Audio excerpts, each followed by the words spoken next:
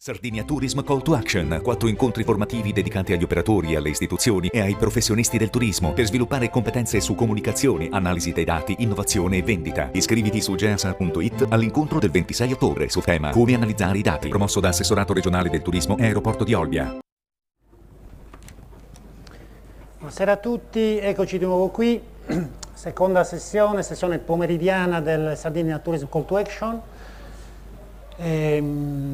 Stasera serata molto interessante, Antonio, andiamo a fare un panel internazionale, abbiamo la traduzione simultanea, quindi informazioni di servizio, chi non ha ancora ritirato le cuffie può farlo all'ingresso, nella reception. Abbiamo in collegamento una persona importante, una persona che ha lavorato qui ad Olbia, qualche anno è stato tuo collega, Antonio, sì.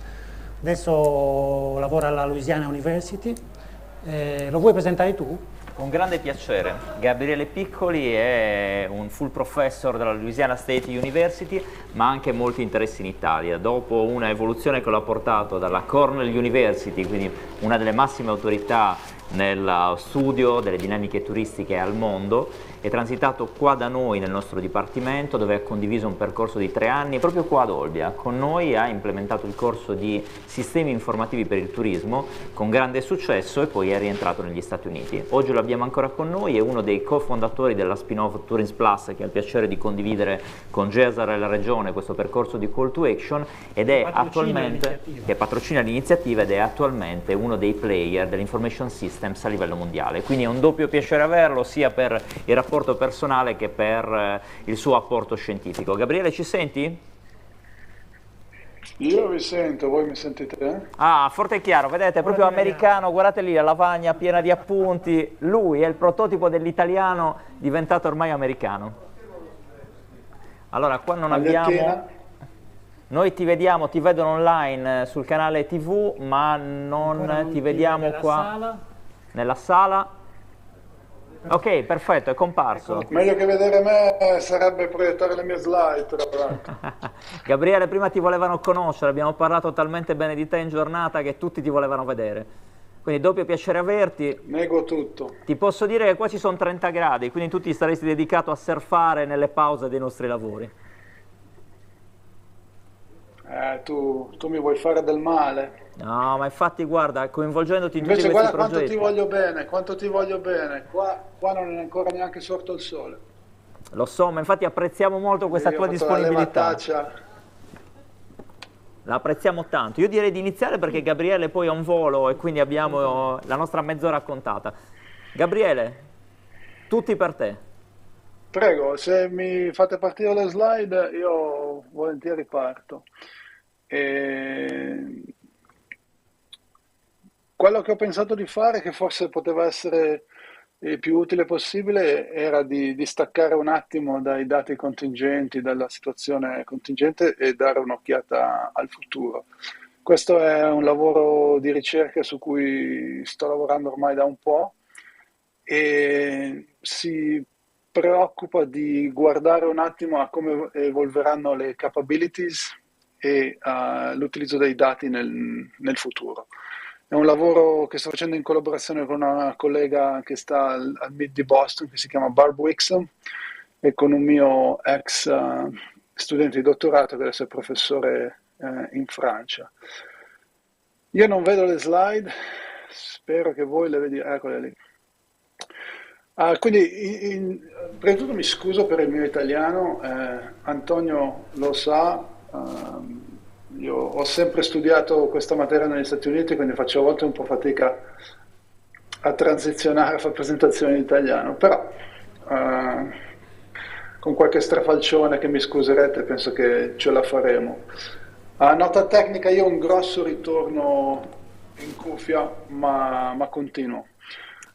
Allora, ho pensato che la cosa più utile per voi in questa mezz'ora, dove vorrei magari lasciare qualche minuto anche alla fine, fosse di fare appunto una velocissima introduzione sul concetto di data monetization e poi di guardare al futuro di come, secondo me e secondo altri che studiano la materia, le aziende dovranno architettare i propri sistemi per avvantaggiarsi delle opportunità di, appunto, di data monetization, chiudendo su un concetto che sto sviluppando appunto con questi colleghi dell'MIT che si chiama data liquidity. Quindi fondamentalmente data monetization, questa mia collega Barb Wixon che è l'esperta mondiale sull'argomento, fondamentalmente ci sono tre approcci alla data monetization: improve, wrap, sell, dove improve ha a che fare con una visione interna all'azienda volta all'utilizzo dei dati per migliorare i processi e il processo decisionale dell'organizzazione. Come vedete sulla destra, quando si va a fare una valutazione di quale sia la preponderanza delle tre strategie, improve è la più semplice da implementare e la più classica.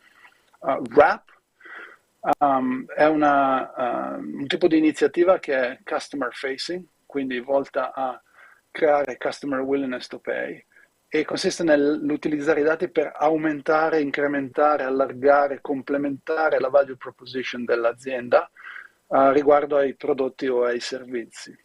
E poi una terza strategia, sempre customer facing ma completamente ortogonale, è quella di sell, dove è sempre chiaro che non sono solo gli information providers che hanno dati che potenzialmente possono portare alla creazione di valore, ma molte aziende hanno accesso a dei dati che potrebbero essere commercializzati, e quindi questa è la strategia. Quindi penso di non stupire nessuno con la considerazione che questo è il mondo in cui ci muoviamo riguardo alla monetizzazione dei dati.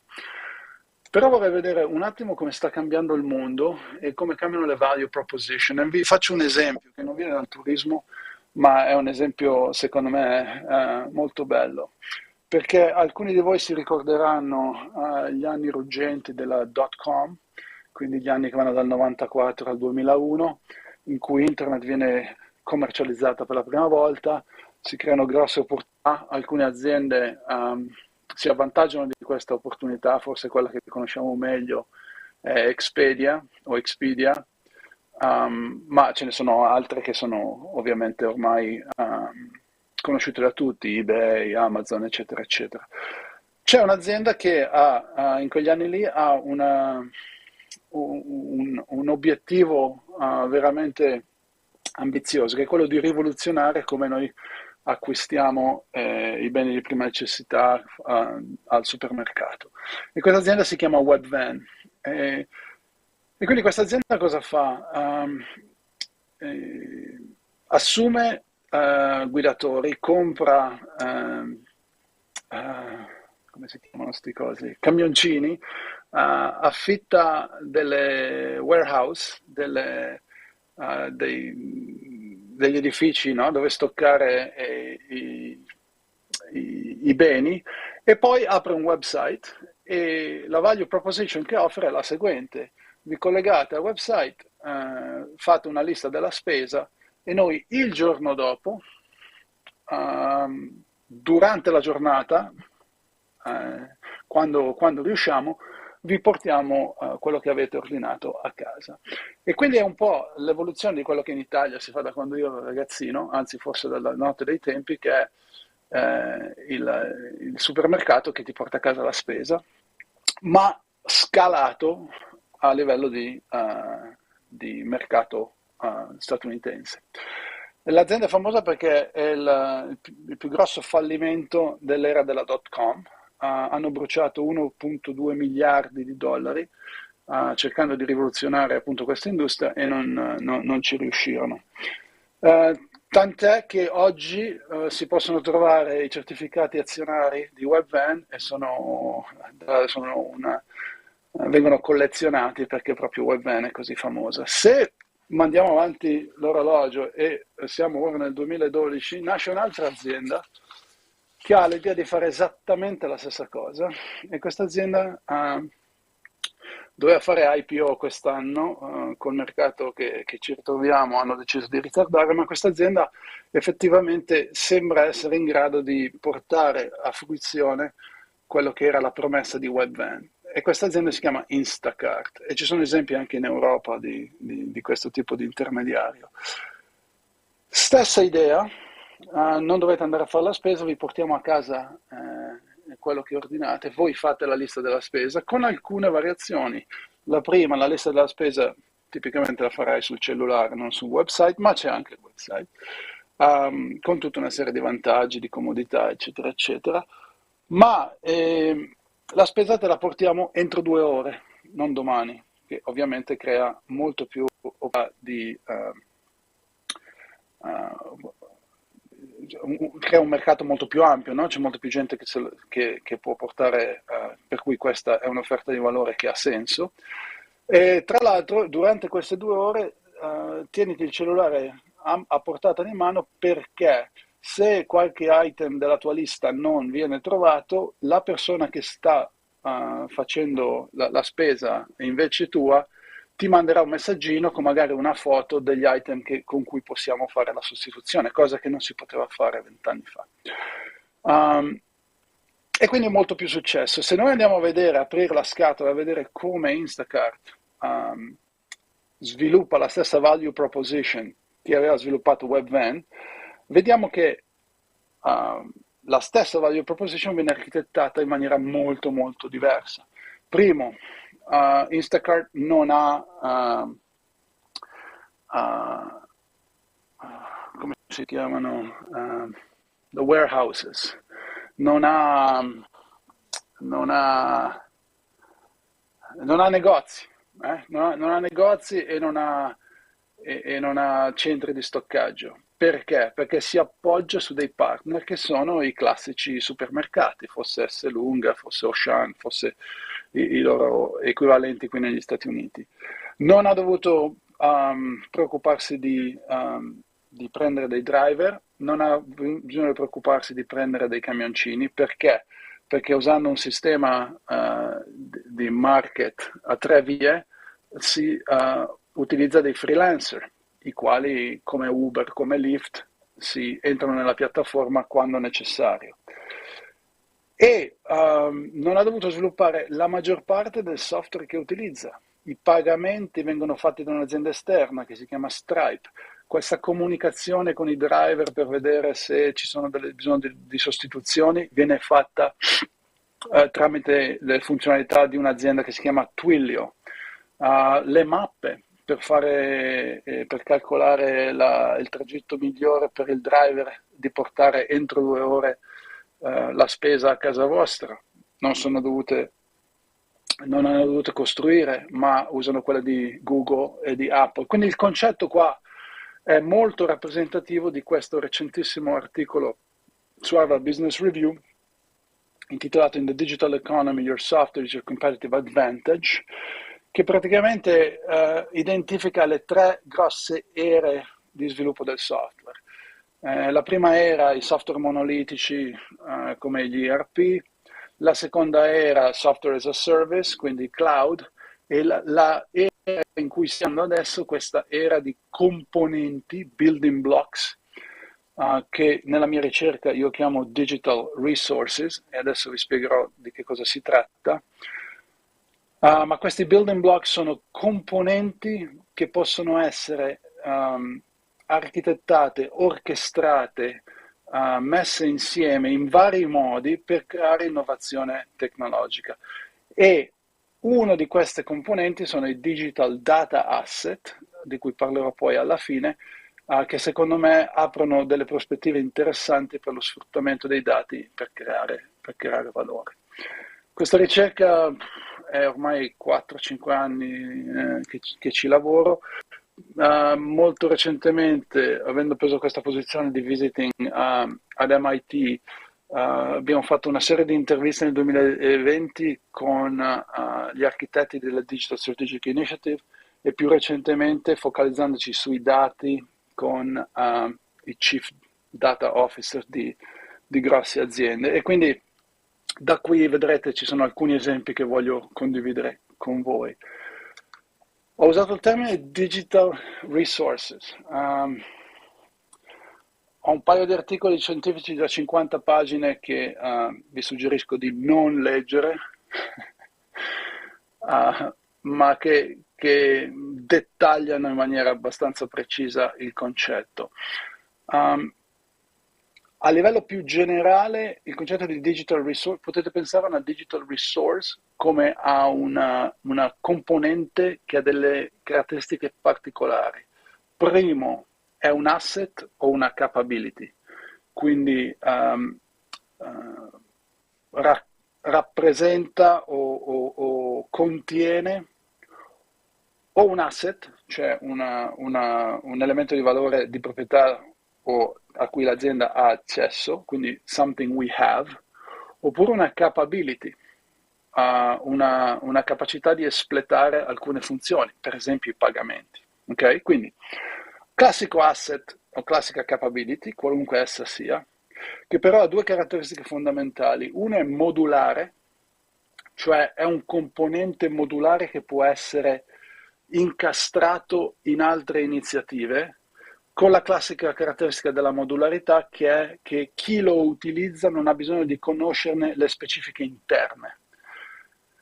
E terza caratteristica, è incapsulato in una interfaccia digitale.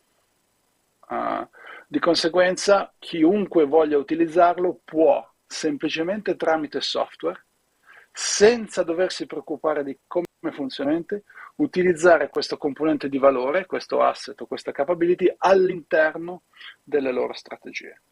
Vi do 3 esempi velocissimi che spero chiariscano le cose. 2 di questi esempi hanno a che fare con capability, uno di questi esempi ha a che fare con gli asset, e gli asset che ho scelto sono i dati. I dati sono un esempio di asset di valore, ma ce ne sono altri, per esempio qualunque elemento, qualunque componente di una proposta di valore, quale possono essere degli asset fisici, per esempio dei driver con le loro auto, quale potrebbero essere dell'hardware, dell'IoT, qualunque asset che possiamo pensare potrebbe essere strutturato come una digital resource. Vi do 3 esempi di aziende abbastanza grosse, abbastanza conosciute. Fidelity Investment, una banca spagnola che si chiama BBVA, e poi McDonald's. Okay? E ognuno di questi esempi, diciamo, mette luce su uno degli aspetti delle digital resources. Abbiamo fatto tramite MIT, abbiamo fatto alcuni colloqui con Mihir Shah, che è a capo dell'Enterprise Data per Fidelity. Fidelity Investment è un'azienda da 20 miliardi, una grossa azienda. E abbiamo seguito un progetto durato 4 anni che è focalizzato sull'idea di creare long-term data assets, quindi asset di dati che abbiano un lungo ciclo di vita, che possono creare valore non solo immediatamente, quindi per use cases, non so se il termine use case viene usato in Italia, ma use case è una giustificazione per l'investimento, no? Quindi non solo per investimenti che vengono giustificati con degli use cases correnti, quindi risolvono un problema ora, ma anche per use cases to be identified, quindi creando la flessibilità in questi dati di un riutilizzo futuro in utilizzi al momento neanche conosciuti. Okay? Quindi il concetto di creare una struttura di questi dati che creasse agilità nel sviluppo di nuove value proposition. Questa era un po' l'idea fondamentale. Al lato pratico, e se poi vi interessa, abbiamo un briefing di MIT che potrebbe essere molto più digestibile dei miei articoli scientifici. Queste sono 3 pagine e lo posso condividere senza restrizione, quindi se interessa me lo fate sapere e ve lo mando, che fondamentalmente raccoglie questa esperienza.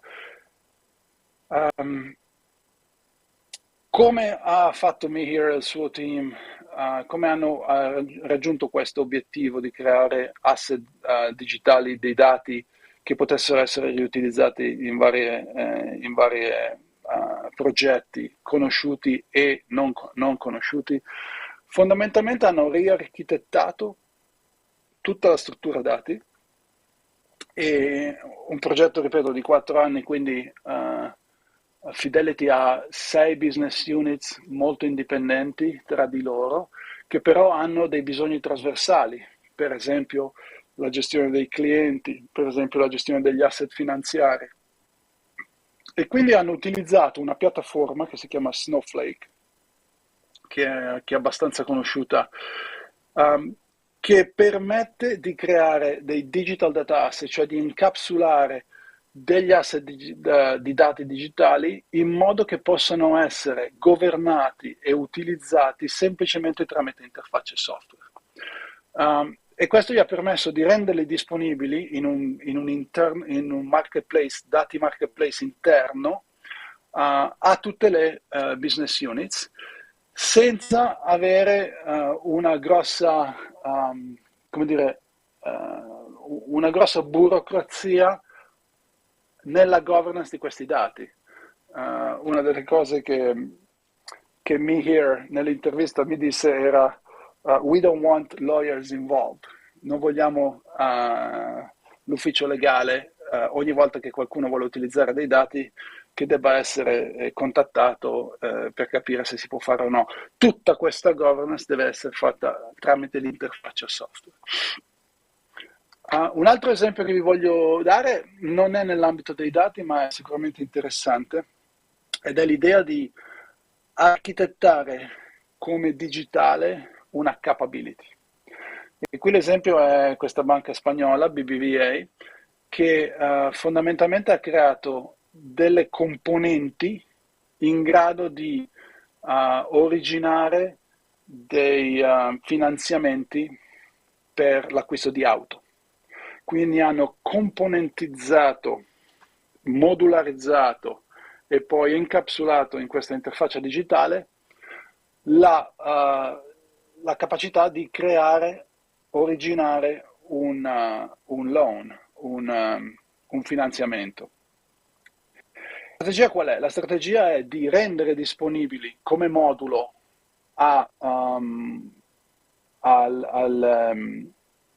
ai concessionari di automobili questa capability, in modo tale che loro la possano incastonare o all'interno del loro sito, o all'interno della loro app, o all'interno di un servizio in concessionaria, ovviamente intermediato da una persona. E quindi l'idea qual è? Tipicamente uno dei problemi che si pone quando uno deve acquistare un'automobile è di sapere se la può permettere, se il finanziamento può essere fatto in tempo reale. Essendo la componente che risolve questo problema, questi finanziamenti vengono poi originati attraverso BBVA. Quindi spero che sia chiaro, ma il concetto di architettare questi asset e capability come digital resources è un concetto che crea agilità, rapidità e anche la capacità di interagire in mercati che prima erano distanti o che avevano frizione, cioè difficoltà ad essere raggiunti. L'ultimo esempio che vi do è il mio preferito, ed è un'azienda che conosciamo tutti,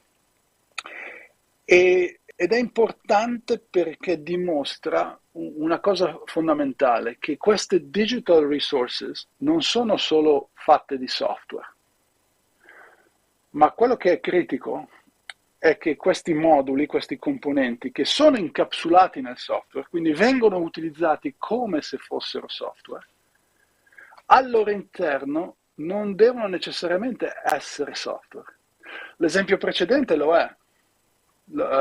Originare un finanziamento può essere fatto in maniera completamente automatizzata, ma cucinare un hamburger, nonostante ci sia gente che sta lavorando sui robot da cucina, non è ancora una cosa completamente automatizzata. Quindi McDonald's cosa ha fatto? Doveva risolvere il seguente problema. Dovevano risolvere su scala mondiale, quindi 36.000 store, 36.000 ristoranti, il seguente problema. Se noi abbiamo un ordine digitale o un ordine qualunque, da qualunque canale esso avvenga, come facciamo a creare un'esperienza consistent, quindi sempre uguale e ovviamente strutturata in maniera che ci avvantaggia? E a livello architetturale quello che hanno fatto utilizzando Amazon Web Services è stato di incapsulare fondamentalmente ogni ristorante entro un'interfaccia digitale, tale per cui all'atto pratico cosa succede?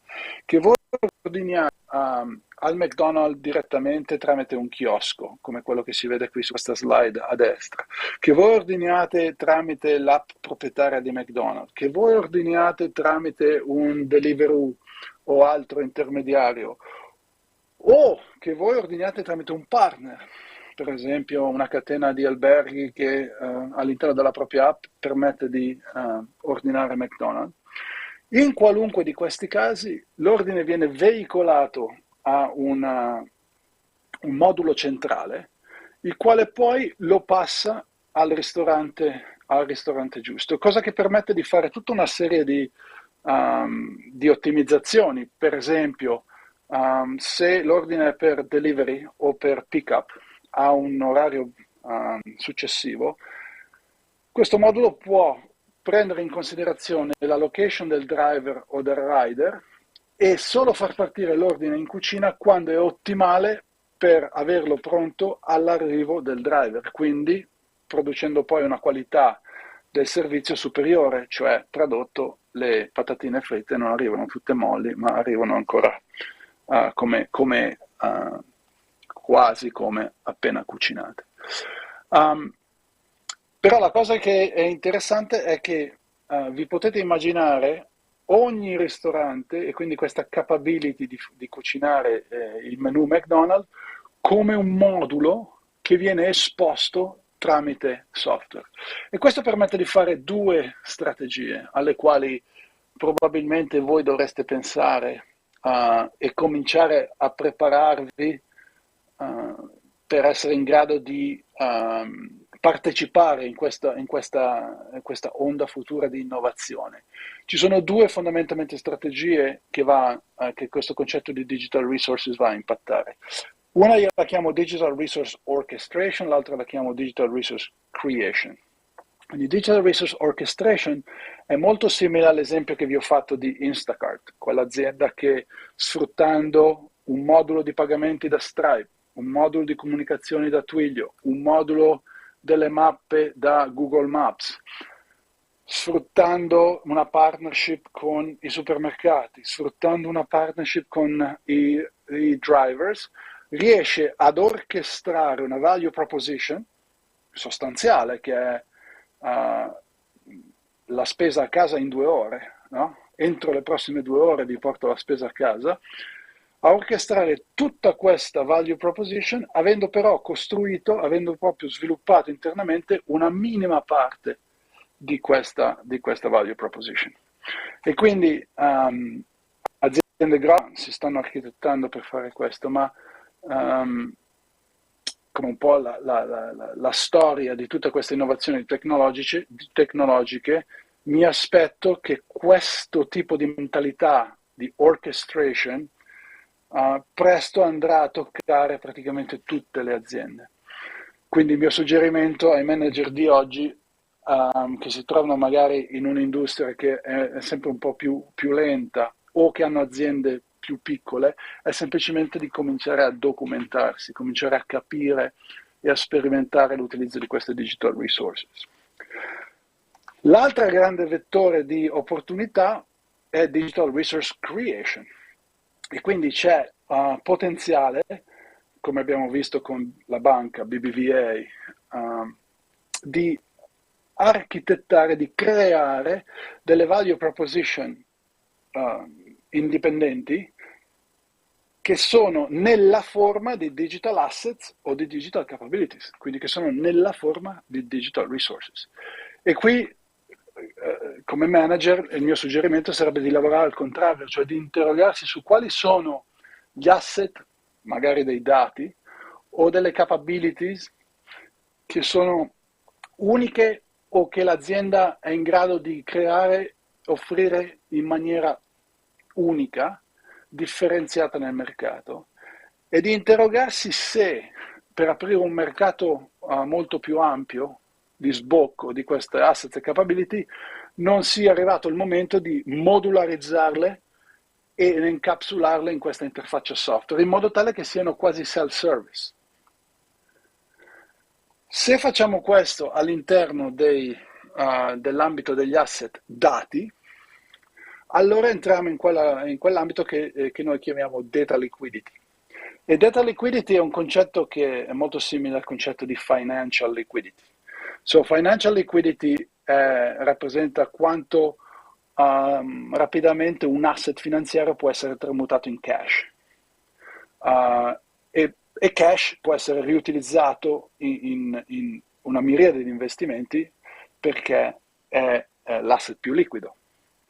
Data liquidity, quindi, cos'è? E data liquidity è un concetto che è molto simile la facilità di riutilizzo e ricombinazione in nuovi use cases dei dati.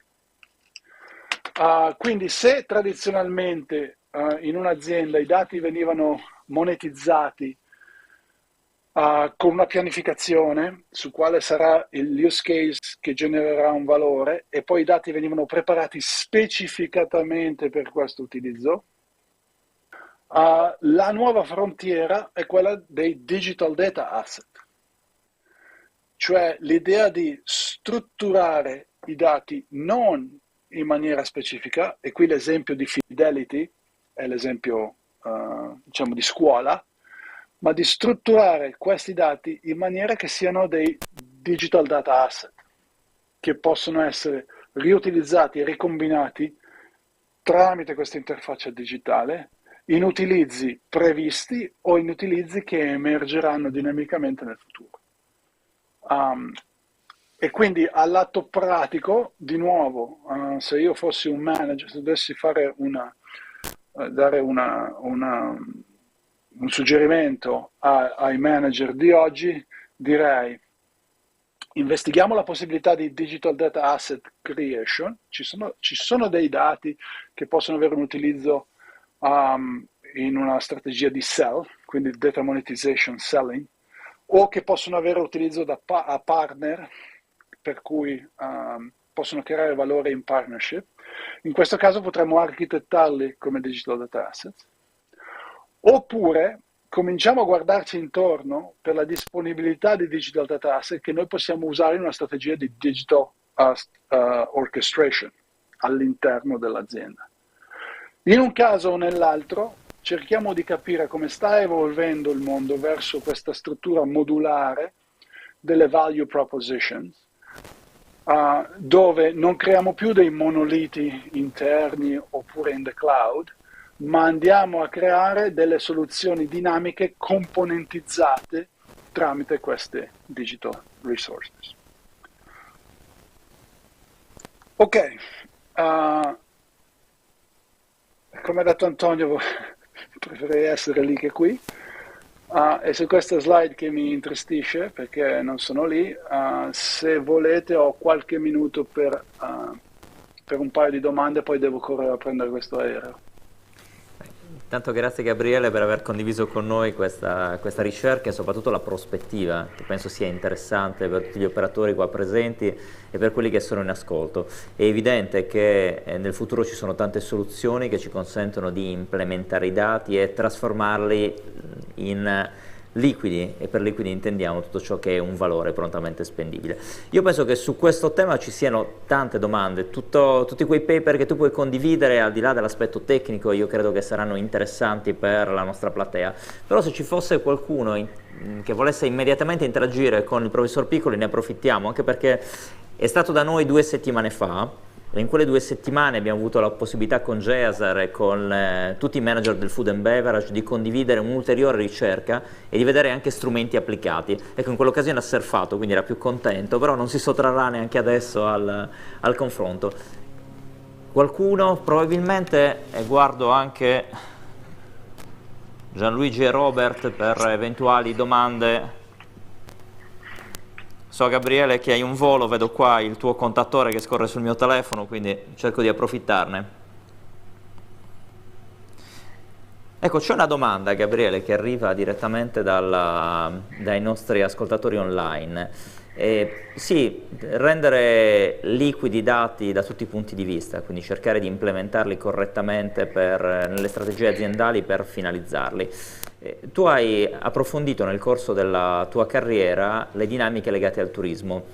Mi aveva colpito una ricerca fatta in Cornell, forse ai tempi già di quando abbiamo condiviso, almeno con me, quell'esperienza nello stato di New York, quando Marriott sperimentava la digitalizzazione pura di tutti i servizi, un po' richiamando quello che sta facendo adesso nel food McDonald's. Però allora questa sperimentazione, se non ricordo male, aveva dei chiaroscuri, perché in ambiente hotellerie pura la digitalizzazione poi ancora non riesce ad essere completamente applicata, almeno dal punto di vista dell'automation, quindi della trasformazione dei servizi. Rispetto a quella ricerca, Gabriele, abbiamo fatto dei passi avanti, il mercato è anche dopo il Covid ancora un po' tiepido, oppure abbiamo qualche segnale differente?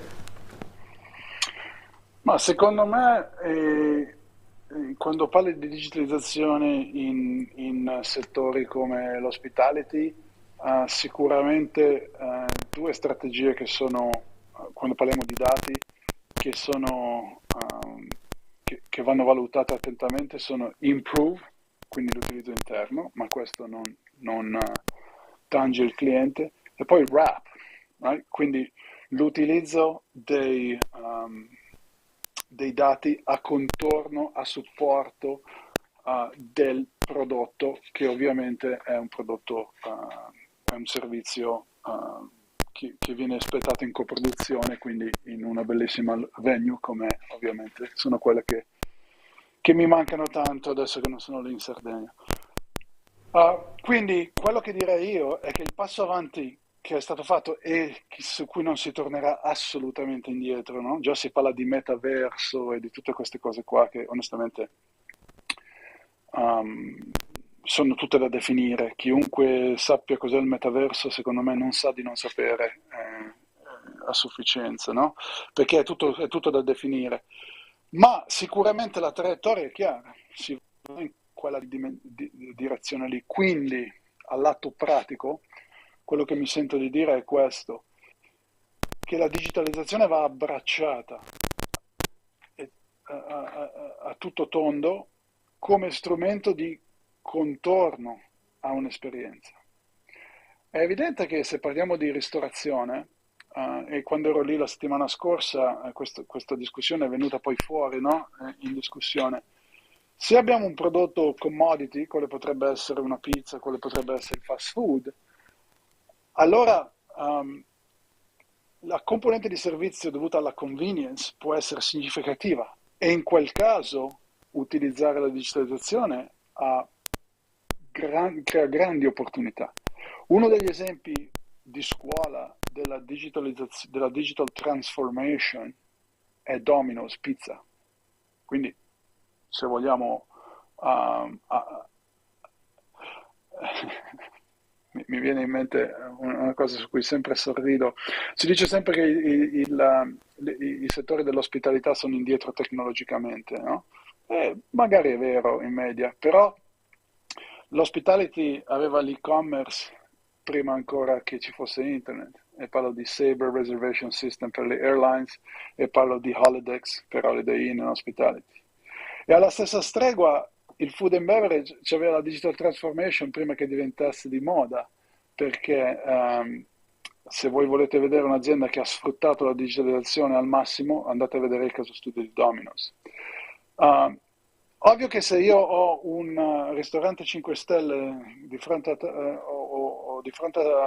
una bellissima isola, fosse Tavolara, fosse la Maddalena o quello che è, dove l'ambience, l'esperienza sul luogo è importante, la digitalizzazione ha un aspetto magari più marginale, ma detto questo, i nostri clienti hanno sempre in mano il cellulare, quindi ridurre la frizione nelle prenotazioni, incrementare la possibilità di raccogliere dati personalizzati, offrire un servizio personalizzato migliore.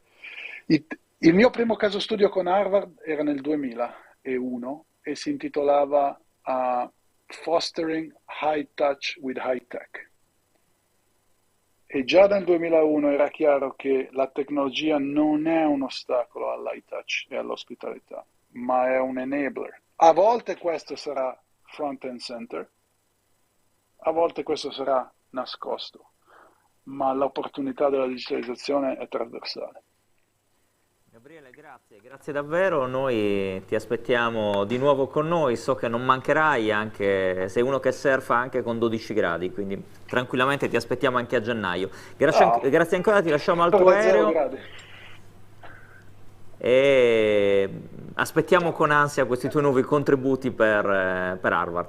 Ciao Gab. La prossima volta sarò lì con voi. Ciao. Ti aspettiamo. Io direi, Lucio, di continuare, allora chiamo con me il collega Gianfranco Fancello e i protagonisti della nostra tavola rotonda, che sono il professor Del Giudice, il professor Pereira e la professoressa Cillo, che insieme al collega Gianfranco Fancello ci aiuteranno a individuare alcuni driver utili per comprendere lo sviluppo del sistema turistico, ma in sicurezza, sia dal punto di vista dell'ottimizzazione delle risorse umane che hanno a che fare con la tecnologia e sia anche della cyber security. Quindi chiedo ai nostri ospiti di raggiungerci. Nel frattempo, Gianfranco, noi abbiamo i nostri soliti appunti sui dati locali e quindi a te la parola. Stavolta saremo più veloci e daremo giusto un paio di spunti anche per introdurre il tema. Come sapete, con Antonio ci ritagliamo sempre un po' di slide per aggiornarvi sull'andamento dei dati, su come sta andando e come è andata la stagione. Li guardiamo un attimo, a maggior ragione oggi che parliamo di... Ci sono le sedie, sì? Perfetto. Sì. A maggior ragione oggi che parliamo di dati, velocemente andiamo a guardare come possono essere usati i dati per capire i flussi di traffico. Tra l'altro i dati che vedremo oggi sono tutti dati open, quindi che riguardano per esempio il traffico aereo in Sardegna. Questa curva ormai la conoscete, chi è un abitué del call to action conosce bene questa curva e sa che di mese in mese noi la aggiorniamo per darvi dati sempre più... così va bene, ok? Dati sempre più aggiornati. Qui quello che possiamo dire, sì, ho il microfono anche qua, bene, quello che possiamo dire è che, come potete vedere, il 2022 ricalca esattamente, sembra quasi fatto apposta, addirittura con un piccolo incremento, che era quello che avevamo già introdotto la volta scorsa, il 2019, che è l'anno un po' di riferimento pre-Covid, con performance generali, parliamo dei 3 aeroporti sardi, arrivi e partenze, superiori praticamente da aprile in poi. Vedete che la curva azzurra, che è quella del 2022, sta sopra la curva verde, che è quella del 2019. Si è detto più volte che il luglio e l'agosto, ma devo dire anche il settembre di quest'anno sono stati i migliori di sempre, e questo poi andiamo a vederlo, si ribalta dove? Sui 3 aeroporti, in particolare Alghero, che ha avuto una performance dal punto di vista del settembre veramente rilevante, del settembre 2022, con oltre 187.000, quasi 188.000 passeggeri, ben superiore ai 155 del 2019, quindi con un incremento significativo e quindi con una ottima performance di tutto il periodo e di tutto il 2022 rispetto al 2019. Cagliari l'abbiamo già descritto nei mesi precedenti e soprattutto la scorsa volta, ha una performance un po' più complessa, quindi rispetto al 2019 agosto si comporta leggermente meno bene nel 2019 nel 2022 rispetto al 2019. Vedete la curva celeste che ad agosto è un po' più bassa rispetto a quella del 2022, un po' più bassa di quella del 2019, ma comunque le curve ricalcano abbastanza bene. Vediamo Olbia, e invece Olbia, siamo qui, Olbia ha una performance, chi è di Olbia poi l'ha vissuto direttamente l'ha visto direttamente, ottime performance di luglio e di agosto, con mediamente 680.000, abbiamo un picco di 685.000 passeggeri totali ad agosto, ma anche settembre è andato molto bene con circa 463.000. Quello che diamo in più stavolta, oltre ad aggiornare i dati, è andare a vedere quali sono non tanto le destinazioni, le rotte principali, e quindi in termini di rotte andiamo a vedere quali sono le rotte principali, sempre Open Data, che andiamo a prendere i dati ENAC che utilizzano, ci presentano i dati nazionali sopra i 100.000 passeggeri anno e i dati internazionali sopra i 50.000 passeggeri anno. Qui ci rivolgiamo, siccome sono dati annuali, al 2019, ma abbiamo visto che il 2019 è molto simile al 2022, quindi abbiamo fatto una performance dal punto di vista una valutazione dal punto di vista della rispondenza del dato, e siamo molto vicini. Guardate un po' per capire anche i comportamenti e da dove provengono. Guardate Alghero non ha rotte sopra i 50.000 passeggeri anno internazionali, quindi Roma Fiumicino, Milano Linate, Milano Malpensa, Borgo Panigale e Oral Serio. Cosa vuol dire? Che le due principali rotte sono le rotte che in questo momento su Alghero vanno sotto l'ombrello della continuità territoriale. Olbia invece ribalta la situazione, addirittura ha un Milano Malpensa che è nettamente superiore, ma guardiamo quante rotte internazionali sono sopra i 50.000 passeggeri anno, da Monaco a Londra, ad Amsterdam, Parigi, Düsseldorf e così via, e quindi con una varietà anche e una ampiezza in termini di passeggeri determinati appunto dalla rete ampia e strutturata, non leggo i dati ma li potete vedere direttamente da soli. Tra l'altro la slide e anche il grafico, lo spessore della carta indica anche la quantità di passeggeri che si movimentano. Su Cagliari invece, Cagliari città che è fortemente legata alla continuità territoriale dal punto di vista del traffico, basta vedere che Roma Fiumicino fa più del doppio della seconda linea, che è il Milano Linate, il Milano Malpensa, e abbiamo invece una quantità minore di rotte internazionali semplicemente solo sulla Londra, sulla Barcellona e su Madrid e su Basilea. Questo ci aiuta a capire anche in che modo i tre aeroporti vanno ad intercettare mercati diversi sulle singole rotte e sulle singole tratte. Questa slide di chiusura ci racconta che cosa? Quindi destinazione, passeggeri, abbiamo un mercato di zona UE, quando parliamo di zona UE non includiamo l'extra UE, e cioè la Svizzera, mentre UK è ancora dentro UE, e quindi abbiamo il 76% che proviene dalla zona europea, Svizzera e gli altri paesi europei non all'interno dell'Unione Europea, e poi abbiamo il resto del mondo, diciamo extra UE, che è il 13%. Potete vedere qui nella slide a destra con i tre aeroporti, Alghero, Cagliari e Olbia, in particolare Olbia è quella linea verde, guardate le principali destinazioni e vedete la preponderanza, visto che siamo su Olbia ci soffermiamo un attimo, Germania poco meno di 500.000 passeggeri, UK 211.000, Francia 286.000, Spagna invece 74.000, dove invece in Spagna prevale Cagliari, così come in Polonia prevale Cagliari e in Belgio prevale Cagliari. Allora,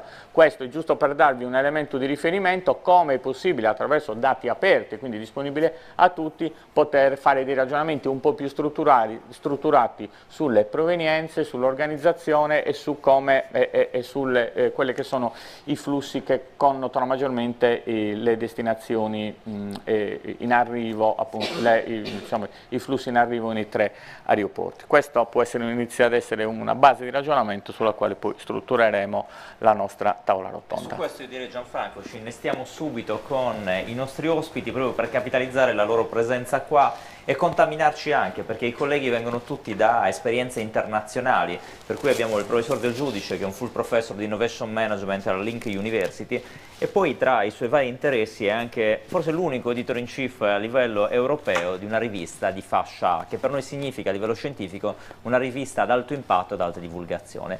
E allora Manlio, noi oggi parliamo di dati, stiamo cercando di condividere con gli operatori non solo il senso del dato ma la sua utilità.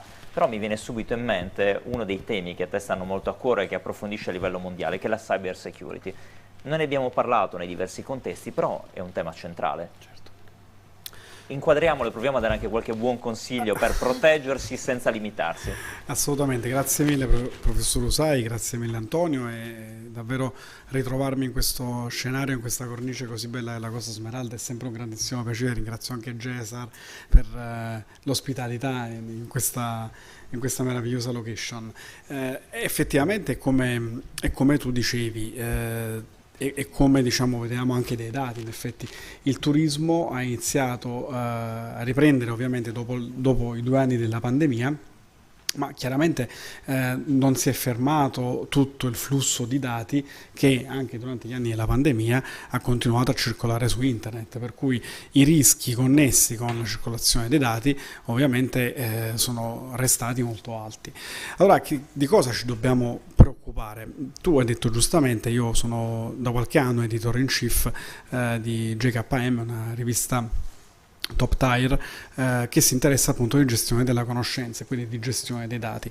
È la terza rivista al mondo in information science, non una rivista al mondo di management, ed è una rivista che in particolare un po' perché è stato insomma il mio input di cross fertilizzazione tra comunità scientifiche diciamo differenti, si è interessata anche di cyber security e ultimamente in particolare di tutte le problematiche che sono connesse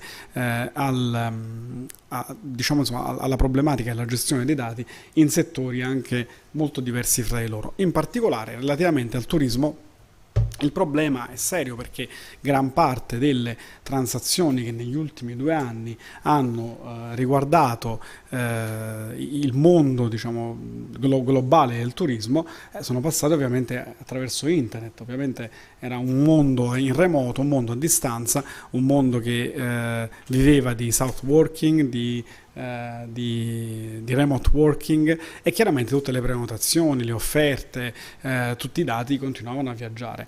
Allora una parte diciamo dei rischi sono quelli che chiaramente classicamente conosciamo. Ricorderete tutti quanti il data breach che c'è stato qualche anno fa su Starwood Marriott, dove sono stati rubati oltre 500 milioni di account, quindi dati relativi a oltre mezzo miliardo di account, dati che riguardano le prenotazioni, ovviamente dati sensibili, dati riguardanti l'anagrafica e via dicendo, che hanno dimostrato la fragilità di molti operatori turistici, ma chiaramente non solo esponendo a rischi certi la loro clientela, ma anche esponendosi loro a delle multe. In quel caso particolare ci furono multe di oltre 20 milioni di dollari, e quindi anche un costo certo e reale per l'operatore che non era stato sufficientemente vigile e attento alle procedure di sicurezza. Allora che cosa dovrebbe cambiare? Innanzitutto bisognerebbe iniziare a dotare il comparto di figure che siano effettivamente pensate per contrastare questi rischi. Come sai, in Link Campus ci interessiamo da anni dei rischi connessi alla sicurezza, alla cyber, all'intelligence internazionale, con particolare riferimento al centro di ricerca che dirigo, il CERMES, ultimamente si è interessato in particolare del fenomeno del cryptojacking, ossia di tutti quegli attacchi informatici che sono finalizzati a creare percorsi di mining di criptovalute ai danni di ovviamente utenti che non hanno la più pallida idea che sono vittime di trojan immessi nei loro computer, e i loro computer sono diciamo inconscientemente, inconsapevolmente conniventi di un reato che è appunto il mining di criptovalute. Per cui noi siamo tutti quanti esposti, non solo come utenti. Vado in hotel, bucano la rete dell'hotel e quindi prendono i miei dati, ma non c'è solo un problema di questo, bucano anche le credenziali del mio smartphone, bucano anche il mio laptop, si attaccano al mio laptop, si attaccano al mio cellulare che è sempre connesso, il mio cellulare è costantemente acceso, ad esempio i cellulari, gli smartphone di tutti quanti, perché ci lavoriamo ovviamente con gli smartphone, sono costantemente accesi, ma si attaccano come delle sanguisughe e utilizzano l'hardware e il software a nostra insaputa per drenare criptovalute. Allora ci sono una serie di fenomeni che richiedono la formazione e l'inserimento anche nelle aziende, nei CDA delle aziende, perché spesso le figure dirigenziali non sono esplicitamente formate su questi tipi di rischi, come ad esempio il Chief Information Security Officer, il CISO. È una figura che è dedicata esclusivamente alla valutazione, al monitoraggio di tutta una serie di rischi, per cui anche nelle strutture turistiche sarebbe assolutamente auspicabile che ci fossero delle figure formate adeguatamente su questo. La continuità che si realizza anche qui fisiologicamente tra università, tra dipartimento e aeroporto fa pensare che probabilmente i percorsi che dobbiamo offrire ai nostri studenti, io sono alla fine un professore universitario come te Antonio, come la collega Valentina Cillo, come il collega Vijay Pereira, siamo tutti professori universitari e quindi abbiamo nel nostro DNA, nella nostra mission, il trasferire ai nostri studenti qualcosa che serva veramente alle imprese. Cosa serve? Serve proteggersi. Il mercato della cyber security è stato stimato nel 2025 arrivare a 2,1 miliardi di dollari, quando nel 2021 era scarso 1,4 miliardi. Quindi c'è un salto fortissimo, c'è quasi un raddoppio in pochissimi anni di tutte le tecnologie, di un mercato che è legato a queste tecnologie. Quindi tecnologie, mercato collegato alle tecnologie, figure professionali che sono legate a questo. E ancora di più, ovviamente, nel settore del turismo, che è uno di quelli che ovviamente non solo qui in questa meravigliosa regione dove si avverte e non si avverte stagionalmente, perché come il collega che parlava prima surfa a 12 gradi, ovviamente siamo tutti quanti contenti di venire in Sardegna indipendentemente dalla stagione perché è sempre bella. E questo è quello che un po' succede in tutto il sistema Italia, in tutto il sistema euro-mediterraneo in effetti, ma che succede anche in tante altre location che sono costantemente esposte ai rischi della cyber security. Grazie Maglio. Vedete, cyber security trasversale è ormai diventato un asset per le imprese, perché evidentemente bisogna internalizzare il valore della cyber security non tanto per proteggersi, ma per lavorare serenamente sul mercato ad armi pari. E in questo, Valentina, noi abbiamo lavorato, la collega Valentina Cillo, l'Incampo University, professore associato, con la quale abbiamo condiviso diverse esperienze di ricerca, alcune delle quali sulla performance delle destinazioni. Ricordo un bel lavoro che è dato su una rivista importante di turismo, nel quale abbiamo cercato di focalizzare la nostra attenzione sul dato al servizio della performance, non del prodotto, perché poi tante volte, anche adesso parlando di cyber security, noi ci concentriamo sull'impresa e quindi su come l'impresa produce valore, su come l'impresa deve proteggersi. In realtà nel turismo l'impresa confluisce in un sistema molto più grande che è la destinazione. E allora noi ci siamo messi proprio questo obiettivo, studiare la destinazione e le sue performance non solo e non unicamente come frutto dell'unione delle performance di tutti gli agenti, l'abbiamo visto oggi in tante presentazioni, ma abbiamo considerato la destinazione in sé, con tutti i problemi del caso. Allora, assolutamente, grazie innanzitutto per l'invito, per il graditissimo invito e congratulazioni per l'eccezionale organizzazione. Domanda molto interessante, chiaramente ci siamo interrogati tanto su queste tematiche durante anche lo sviluppo del lavoro, anche con diverse poi tappe evolutive, nel senso che ci sono stati anche poi dei passaggi di presentazioni durante nell'ambito anche di conferenze del lavoro. Sì, certo. Eccoci qui.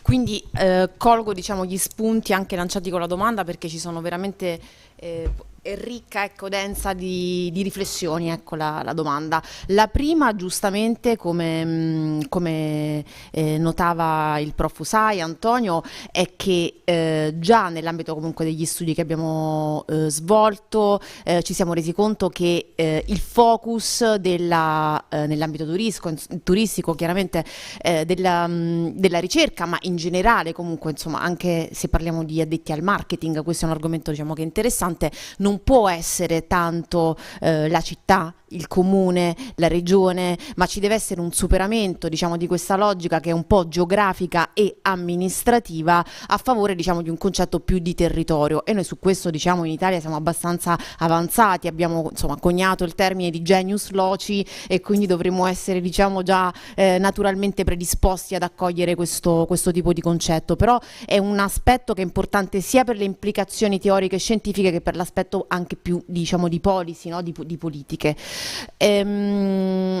Altro aspetto appunto molto interessante che abbiamo notato nell'ambito diciamo di questo studio è che e questo poi ce lo confermano anche i dati comunque del World Economic Forum sul Travel and Tourism Competitiveness Index, è che fondamentalmente le performance del settore travel e tourism non a caso sono diciamo, strettamente connessi, come si diceva anche stamattina nell'intervento di questa mattina, e che sono frutto di un approccio ecosistemico e non di singolo intervento. Il report appunto del World Economic Forum a cui abbiamo fatto riferimento, che poi è stato aggiornato diciamo recentemente con dei nuovi dati sul settore, non considera soltanto il numero di notti che il turista spende nella località o se torna, questo è un aspetto importante chiaramente, ma considera tutta una serie diciamo di asset che sul territorio diciamo ci sono e che in qualche modo poi gli amministratori e tutto l'ecosistema legato al turismo deve essere in grado di valorizzare, ed è grazie a questo approccio che ci spieghiamo perché negli ultimi anni noi, nonostante siamo più avanti in termini di dotazione di asset dal punto di vista di culturale, dal punto di vista dei in qualche modo dei monumenti, del patrimonio artistico e culturale, del patrimonio naturale, siamo sempre sorpassati, siamo in ottime posizioni, sicuramente quest'anno siamo alla 10ª posizione, però siamo sempre sorpassati da altri paesi, perfino da paesi che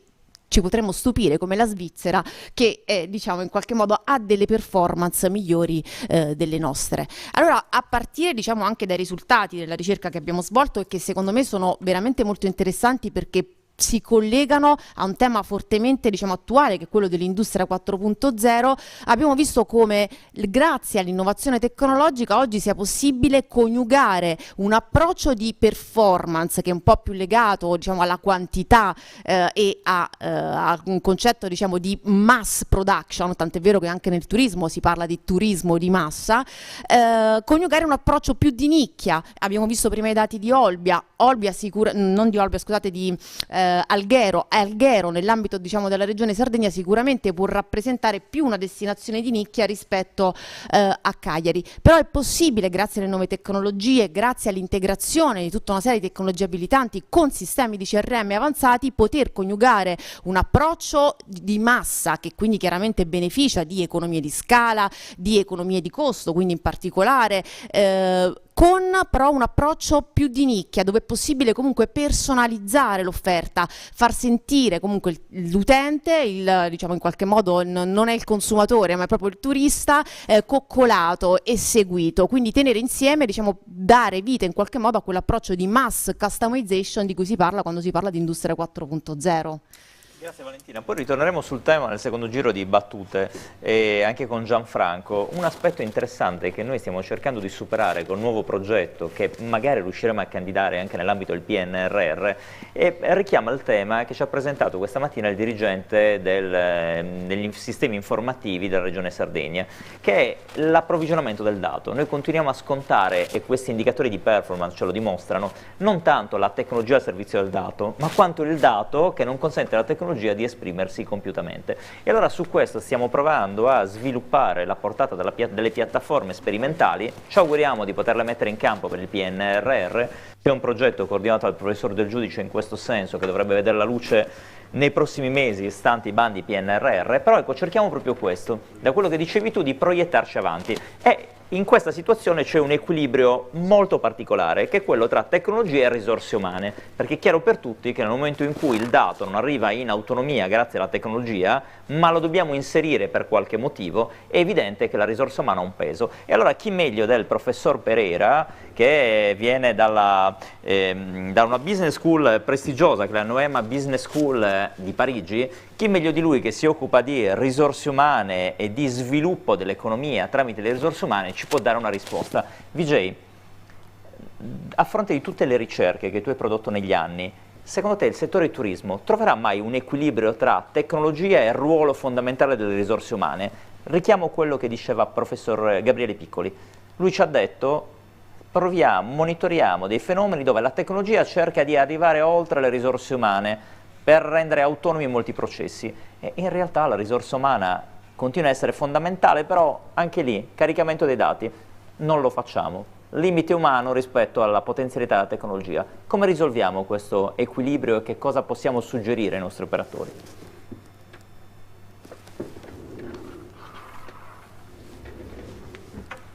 Thank you, Professor Antonio, for this very interesting question.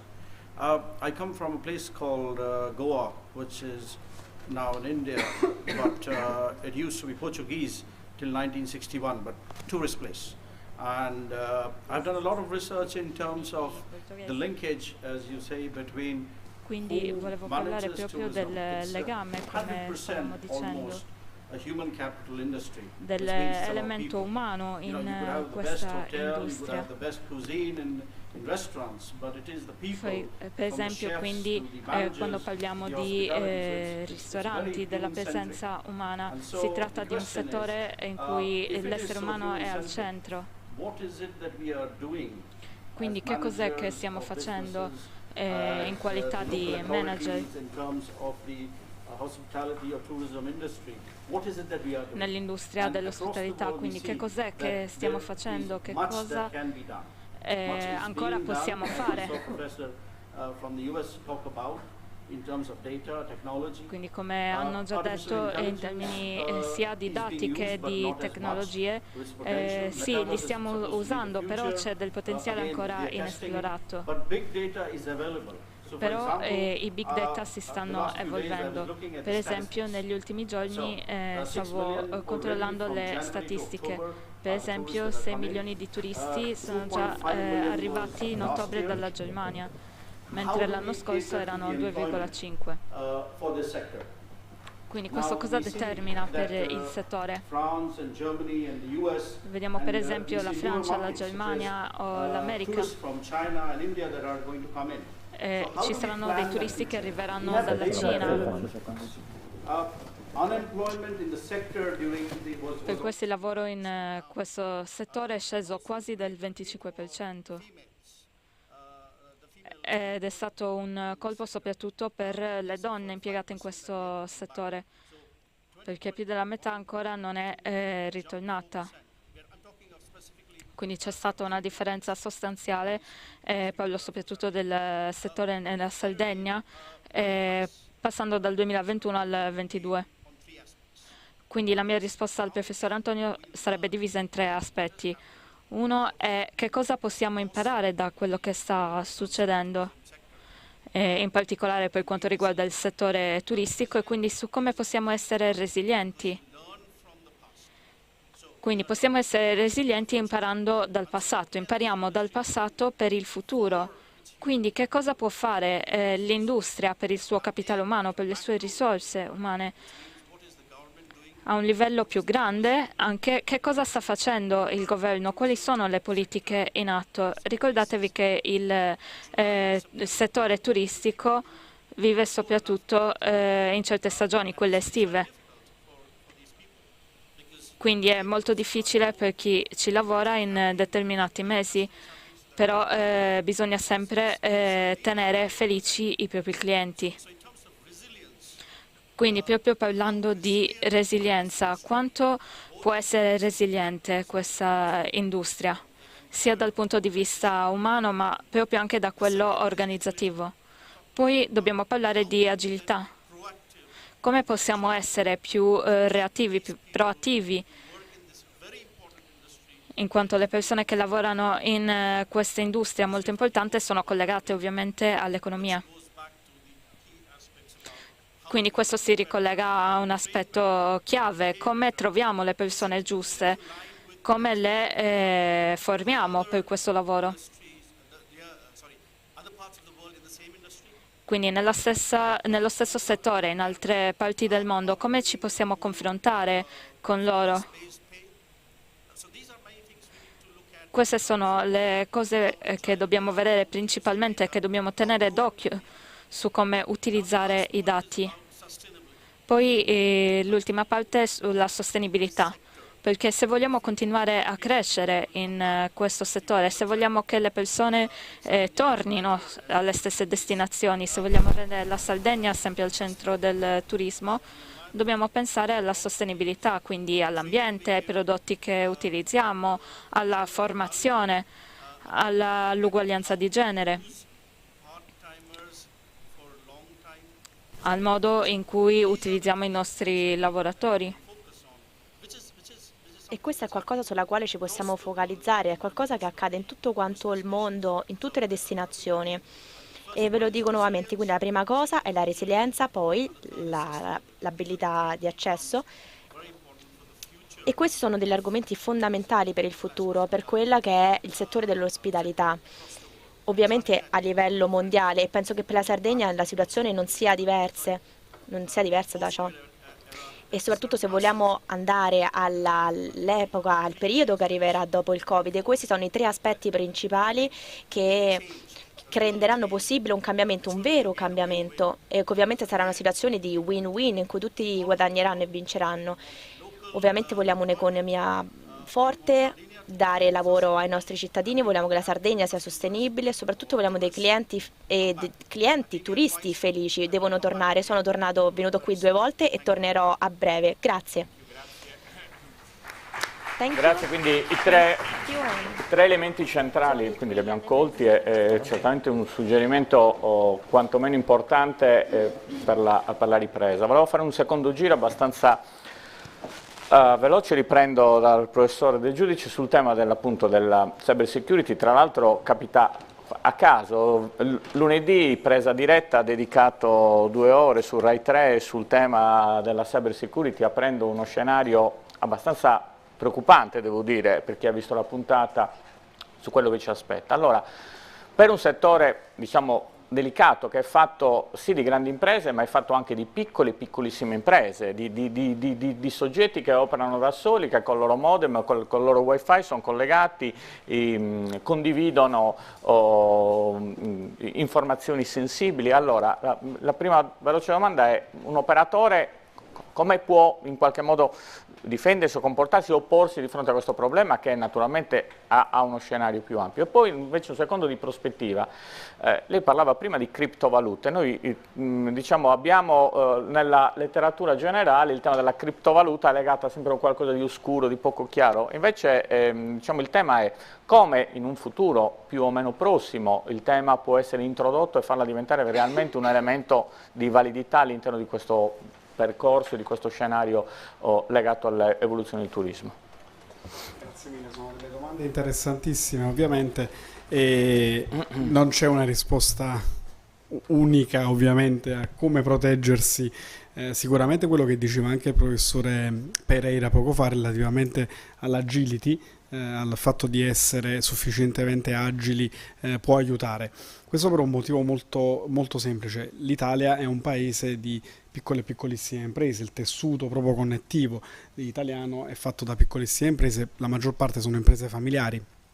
Bisogna iniziare quindi a riflettere come dotarsi di strumenti, anzitutto entry level, perché il grande problema è che io vengo dalla Campania, una regione che ha vissuto un digital divide fortissimo, l'informatizzazione, la fibra, le tecnologie informatiche avanzate, le TLC informatiche sono arrivate chiaramente insomma col tempo, un po' come quando uscivano nei cinema di Milano oppure di Roma i primi film, e a Napoli magari arrivavamo dopo un pochettino di tempo, non c'era un lancio unico e scontavamo questa cosa. Allo stesso modo abbiamo avuto lo stesso problema anche... Immagini Sardegna.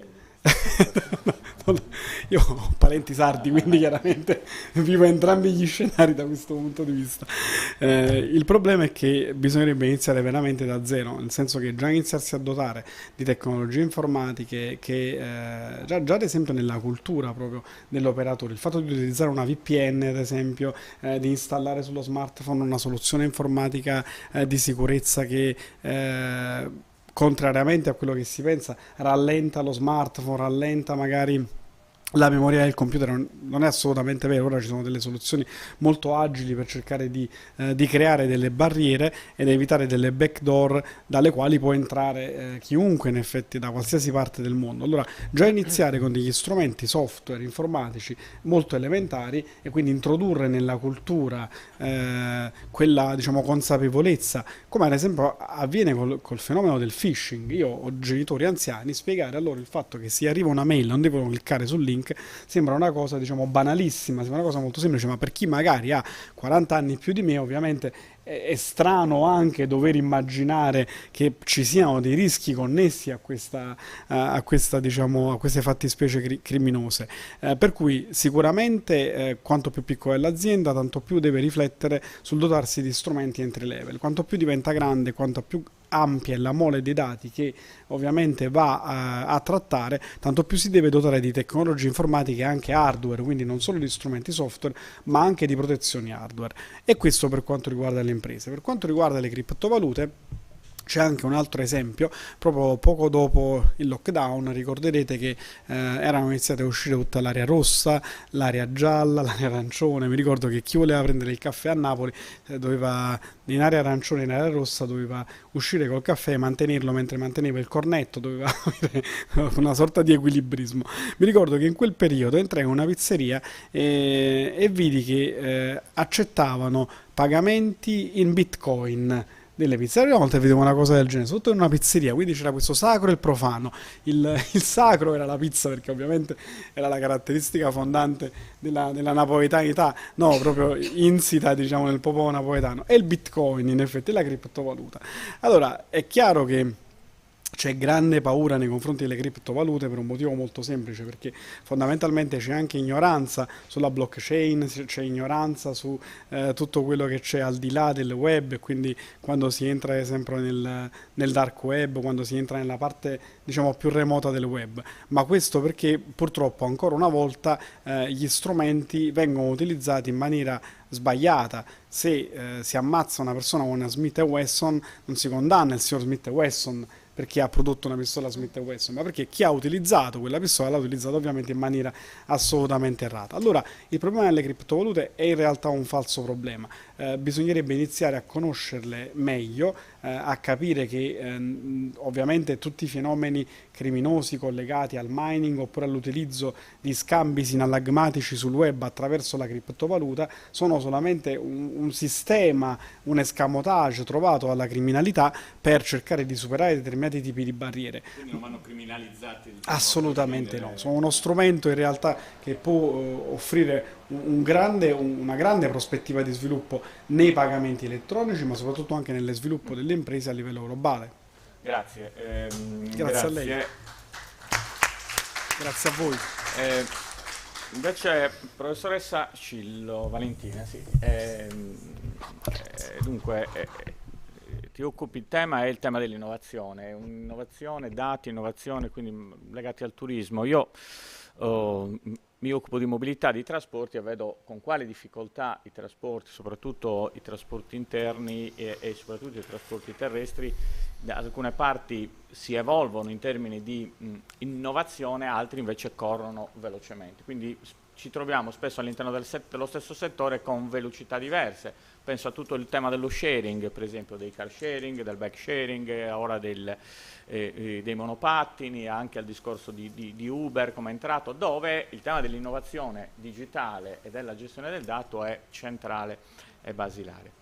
Ora, diciamo dalla tua esperienza, questo come si sposa, diciamo, come basilare il tema della mobilità rispetto alla definizione, per esempio, di performance di destinazione, di luoghi, di territori, come dicevi tu, ecco, dalla tua esperienza, insomma, da quanto hai visto, come questo si sposa poi nell'andare a valutare le performance, ecco, di un luogo, di un territorio o di una destinazione? Cosa pesa di più o se le cose devono andare, diciamo, di pari passo? Allora, grazie della domanda, e sicuramente è un aspetto fondamentale, perché come per i siti internet anche la destinazione turistica deve essere prima di tutto accessibile per poter essere fruita. Quindi chiaramente l'accessibilità materiale è chiaramente, diciamo, una conditio sine qua non, no? Per avere poi delle performance positive. Certo è che quando la reputazione, diciamo, online è forte, c'è anche, diciamo, una sorta di di bilanciamento, perché comunque l'utente è disposto a farsi carico, quindi a mettere in sharing dei propri asset per poter in qualche modo raggiungere le destinazioni che magari sono anche abbastanza periferiche. Chiaramente ci deve essere un elemento, diciamo, di attrattività che sia in grado di bilanciare, no? Come diciamo. Però sicuramente l'approccio che ci deve essere un approccio integrato, sia dal punto di vista poi scientifico di chi queste cose le studia, sia dal punto di vista poi amministrativo politico.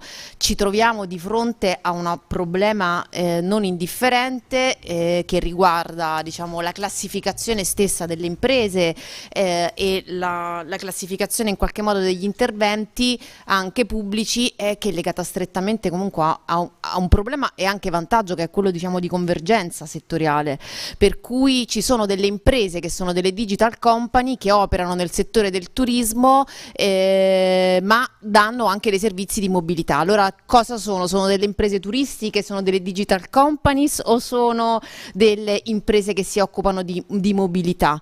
E quindi è difficile anche per il decisore pubblico fare magari un intervento che possa essere, diciamo, integrato, però penso che sia fondamentale in qualche modo assumere un approccio integrato e non a silos, per poter comunque aumentare, diciamo, quelli che vengono definiti poi, insomma, gli spillover effect degli interventi, soprattutto pubblici. Spesso succede che l'operatore da questo punto di vista va a colmare carenze, cioè quando banalmente la struttura alberghiera ti offre la navetta aeroportuale, ecco, dico, la cosa più banale di questo mondo, è perché percepisce un problema, lo misura, capisce che magari non riesce, ma per mantenere elevata quel livello di performance magari preferisce investire X o Y in maniera tale da garantire.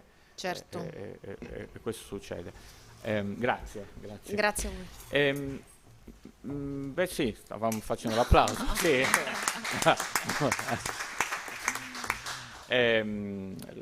Al professor Pereira invece, allora intanto ripeto, chiarissima la trilogia sulla resilienza, sull'agilità e sulla sostenibilità. Io ho visto in questa trilogia, come in tutti i triangoli, un baricentro, e il baricentro di questo è un po' anche le cose delle quali lui si occupa, è il tema dell'uomo, della persona e quindi del capitale umano.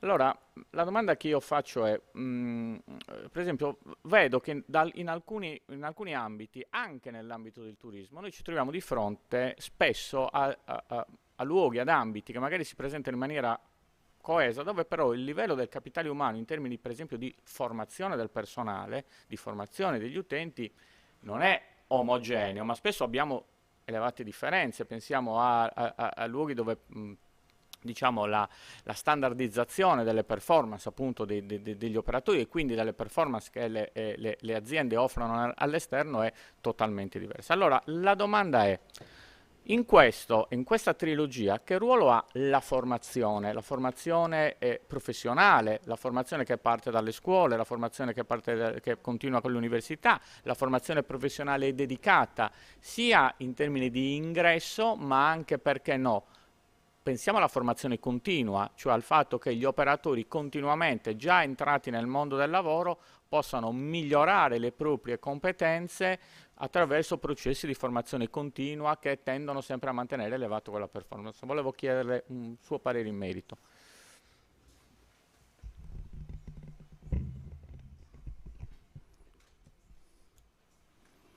I'll just repeat the question. You're talking about the e sta parlando quindi dello standard della gestione di utilizzare il capitale, il personale al quale abbiamo accesso? Sì, se creare questo standard sia il processo adatto. Beh sì, penso perché proprio come dicevo, dato che il settore dipende fortemente sul capitale umano, il punto centrale non abbiamo prestato abbastanza attenzione. Però, dato anche perché non ci sono molti lavoratori, devono esistere delle protezioni per le persone che lavorano nel settore. In tutto quanto il mondo parliamo dei lavoratori detti gig o all'interno dei settori informali. Quindi questo è quello che accade a livello mondiale, non è qualcosa che accade solo in Italia o in Sardegna, e quindi esistono delle protezioni per queste persone, per questi lavoratori, e non so se qui in Sardegna esista un sindacato dei lavoratori, però penso che si tratti di organi interni, formali o informali, che siano un po' la rete di salvataggio a livello delle università e altri centri di formazione. Penso che dovrebbero pensare a come incentivare la loro formazione e a ampliare le loro competenze, perché cosa fanno queste persone prima e dopo? Vanno in altre parti del mondo, lasciano il proprio paese. E però poi abbiamo anche degli altri lavoratori che vengono dalle altre regioni d'Italia o magari da altri paesi come in Africa, che ovviamente ha il confine molto vicino. Quindi abbiamo dei lavoratori migranti che arrivano da noi solo in alcuni specifici periodi. Quindi se abbiamo in qualsiasi modo degli incentivi, una rete di protezione e abbiamo anche attrattività per far avere queste persone e farle rimanere per più tempo, o magari se vorranno poi ritornare nel loro paese e poi ritornare, penso che comunque magari hanno la capacità di avere uno standard accettabile. Quindi alziamo il livello di paragone, il benchmark, e questo ovviamente andrà a creare uno standard base al quale attenersi. E poi penso che però anche lo sfruttamento di questi lavoratori da parte delle attività poi probabilmente è qualcosa da affrontare, dovrebbe essere fatto a livello legislativo, ma quindi facendo delle nuove azioni, ad esempio tramite le organizzazioni non governative e altri organi, scusate. Quindi quello di cui stiamo parlando è un'industria veramente importante che deve essere però regolamentata, deve essere protetta, perché poi nel futuro non è che stiamo perdendo qualcosa, stiamo semplicemente investendo, quindi anno dopo anno continueremo a migliorare, e alla fine quello che possiamo dire è che l'esperienza del turista, è la cosa più importante a livello del marketing, perché il cliente è proprio il re all'interno di questo scenario. Quindi quello che dobbiamo fare è basarci su questo e dobbiamo focalizzarci su una parte limitata. Vediamo tutti gli altri aspetti delle stanze migliori, l'aria condizionata, delle infrastrutture migliori, però le persone che permettono di far andare avanti questa industria sono messi da parte, sono dimenticati. E una cosa importante, la standardizzazione e la regolamentazione sono delle responsabilità a permettere una formazione a livello locale, e una volta che ci saranno poi delle regole create, questo ci permetterà di avere un futuro migliore a livello di termini di sostenibilità. Però prima ancora di essere sostenibili dobbiamo essere resilienti e anche agili, diciamo, come vi stavo dicendo prima, e ovviamente la tecnologia ci può aiutare a raggiungere questo obiettivo. Ovviamente ci sono modalità diverse tramite le quali altri settori lo stanno già attuando. A livello strategico quindi possiamo vedere i comportamenti che sono già stati applicati a livello mondiale, però che poi possiamo anche in qualche modo andare ad applicare a seconda dei bisogni italiani e all'interno della legislazione italiana, e in termini anche di quello che è il settore del turismo sardo. E penso che tutto ciò sia possibile, però dobbiamo focalizzarci proprio su questo. La nostra intenzione deve basarsi su questo, e questo ovviamente va fatto velocemente, perché prima è meglio è. Grazie. Antonio, gli stimoli sono stati tanti. Microfono. Siamo alle battute finali di questa tavola rotonda. Sono sicuro che dai vari punti di vista abbiamo provato a contribuire non soltanto all'innovazione del sistema, ma anche a dare agli operatori alcuni strumenti utili per consentire questo processo di sviluppo. Ancora grazie ai nostri ospiti, professor Del Giudice, professor Pereira, professoressa Cillo. E adesso proseguiamo sempre con il nostro focus internazionale. John Cadogan, professore di International Marketing presso la Leicester University in UK, specializzato in marketing internazionale, editor in chief della rivista International Marketing Review. John, thank you to stay with us. Thank you. I hope you can start with your business intelligence in marketing sector. Well, thank you very much. Oh, there we go. I'm up. So there we can. Quindi devo stare confinato qua per via delle telecamere. È bellissimo per me essere qui e vi ringrazio davvero tanto per il vostro invito. Sono un professore di marketing e ho lavorato nell'Università dell'Essex per circa 26 giorni. Ma prima ero alla Loughborough University, sempre nel Regno Unito, quindi molto vicina. Adesso non ne sono proprio sicuro, però sono un professore in marketing da molti anni. E quello che voglio provare a fare è tornare indietro fino alle basi. E quindi volevo farvi vedere alcune di queste cose di cui andremo a parlare più avanti. Ci sono delle cose che effettivamente non sono molto importanti, andremo a vedere esattamente quali sono. Che cosa vuol dire tutto questo per il marketing? Per esempio se vi trovate in hotel oppure se ne gestite uno, quindi che cosa significano questi dati, che cos'è l'innovazione, che cosa ci può portare. Quindi andremo a pensare un po' a questi argomenti.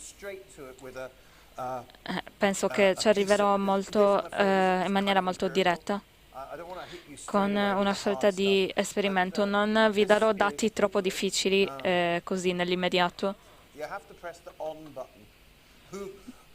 Ecco, bisogna premere questo pulsante.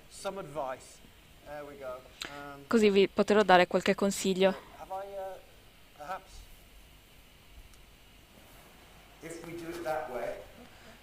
Così, se facciamo in questo modo. Ecco quello. Ecco, questi sono gli esperimenti che ho condotto. Questa è una striscia di Dilbert, forse non la conoscete, però Dilbert è il personaggio sulla sinistra. Quello al centro dice: il nostro obiettivo è di spedire 1 milione di unità entro questo quadrimestre.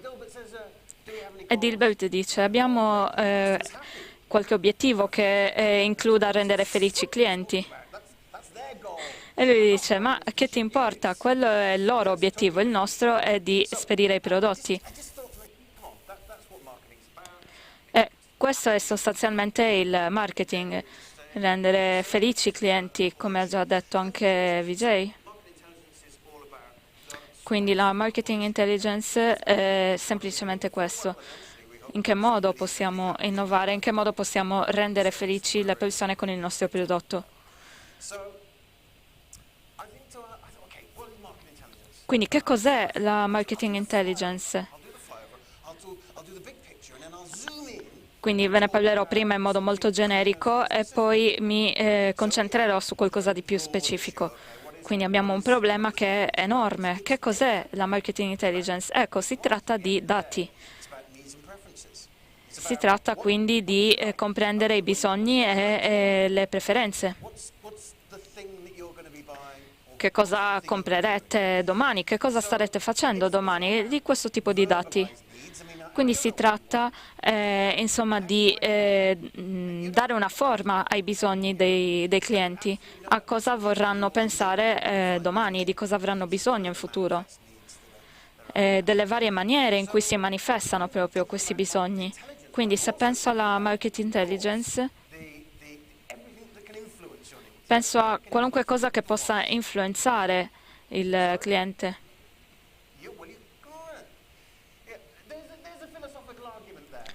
Sì, è un argomento insomma un po' filosofico in quel senso, però sono una persona molto semplice, quindi penso che sia difficile inventare qualcosa di completamente nuovo che non sia mai stato inventato. Quindi se siete felici è perché avete già la capacità di essere felici. Ok, e questo penso che sia lo stesso che succede anche nell'ambito della market intelligence, perché è qualcosa che create voi stessi, non è qualcosa che vi sto dando io. Altrimenti io diventerei veramente ricchissimo per questa cosa. Comunque, quando pensiamo a questi bisogni, dobbiamo pensare anche a qualunque cosa legata ad essi. E la market intelligence non riguarda solo la competizione o i bisogni dei clienti.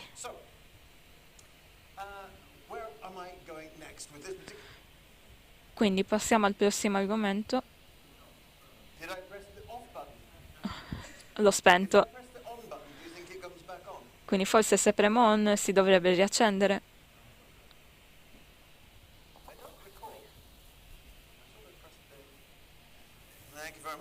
Grazie mille.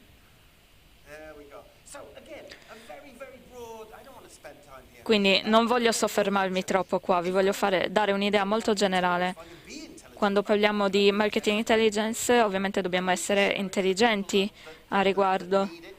Dobbiamo pensare alle persone che ne hanno bisogno. Quindi devo pensare a voi, ma anche voi dovete fare qualcosa a riguardo. Quindi ho bisogno di guardarmi attorno nel mio ambiente, pensare a come fare qualcosa di meglio, fare qualche intervista. È importante in particolare pensare ai nostri clienti con cui condividiamo i dati. Oppure pensate a quando parliamo al telefono, parliamo in ufficio. Ci deve essere tutta un'organizzazione dietro in modo da gestire questa mole di dati. E quindi quello che devo fare è avere un reparto di marketing in modo da potermi adattare a questi dati e utilizzarli per un nuovo ambiente. Purtroppo prima ho perso parte della conversazione perché non era nella mia lingua, però ho comunque capito qualcosa. Quello di cui ho bisogno è di creare nuovi prodotti e allora a chi mi rivolgo? Beh, entro in un nuovo mercato. Quindi qual è la logica che c'è dietro? Che cosa devo fare per essere furbo, intelligente a riguardo? Che cos'è che mi permette di identificare queste informazioni di cui ho bisogno? Ecco, se riesco a trovare tutto questo, allora riesco a rendervi più felici. Quindi devo puntare a dei desideri, dei bisogni specifici che andrò a soddisfare. Quindi da una parte c'è quello che dice la logica, il pensiero razionale. Quindi preferisco questo, questo non mi piace, quello di là non mi piace proprio, eccetera. Quello che ci aspettiamo di vedere è un valore in più aggiunto dai consumatori. E per questo ci aspettiamo anche delle strategie di marketing con un valore aggiunto. Che cosa succede se mi comporto in un certo modo? Se faccio questo lo so come vi comportereste voi, anche se faccio quest'altro, e ho bisogno di vedere quali sono le conseguenze e di scegliere in modo da avere più ricavi. Quindi pensare a quale delle mie idee mi consente di avere un ricavo maggiore, questa qua oppure quell'altra. Quindi in questo senso bisogna capire come creare nuove maniere di creare engagement con il mercato. Quindi questa comprensione è a un livello completamente astratto, basato sulla nostra immagine appunto astratta del mondo, quindi una cosa molto difficile, giusto? Tutto ciò di cui stiamo parlando è intangibile, non ve lo potrei dare. Non posso tirarmelo fuori dalla tasca e darvelo concretamente. Quindi non vi posso semplicemente dire che dovete migliorare in questo. Quindi si tratta di qualcosa di veramente intangibile. una cosa veramente complicata a livello sociale, i modi in cui ci interfacciamo tra di noi e con il mercato, ci rivolgiamo ai nostri clienti, eccetera. Quindi tutto il modo in cui tutto questo è connesso. Quindi si tratta di qualcosa che è molto difficile da studiare, però lo studiamo comunque. Infatti io sono un professore di marketing e mi emoziono veramente tanto parlando di questo. È per questo che mi alzo la mattina.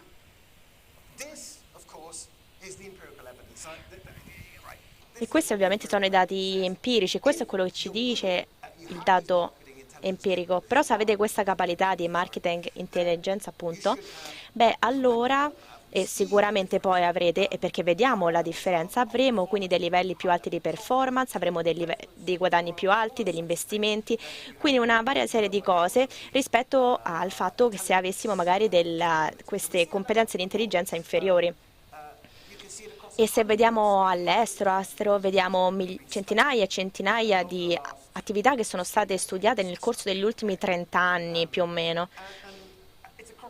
Era qualcosa che vediamo all'interno di tutti quanti i settori, quindi non è qualcosa di unico che appartiene soltanto al settore del turismo, in alcun modo, non è così. Però è relativo ovviamente al settore del turismo, al settore dell'ospitalità, ma anche al settore del turismo, le agenzie di turismo, lo vediamo ovunque. E lo vediamo anche all'interno di un altissimo concetto, il concetto di quelle che sono le agenzie di comportamento del turismo, quindi che ci fanno vedere cosa accade se loro osservano altre destinazioni, imparano da loro destinazioni ad alti livelli, quindi ciò che osserviamo è che tali destinazioni fanno meglio rispetto alle destinazioni che sono meno, diciamo, orientate a questo tipo di marketing, e questa è ovviamente un tipo di discussione e di argomentazione diversa, però possiamo vedere i dati empirici, vediamo i guadagni, vediamo le vendite. E questo è un articolo, ce ne sono molti, ne parlerò di uno, e a me piace molto in realtà.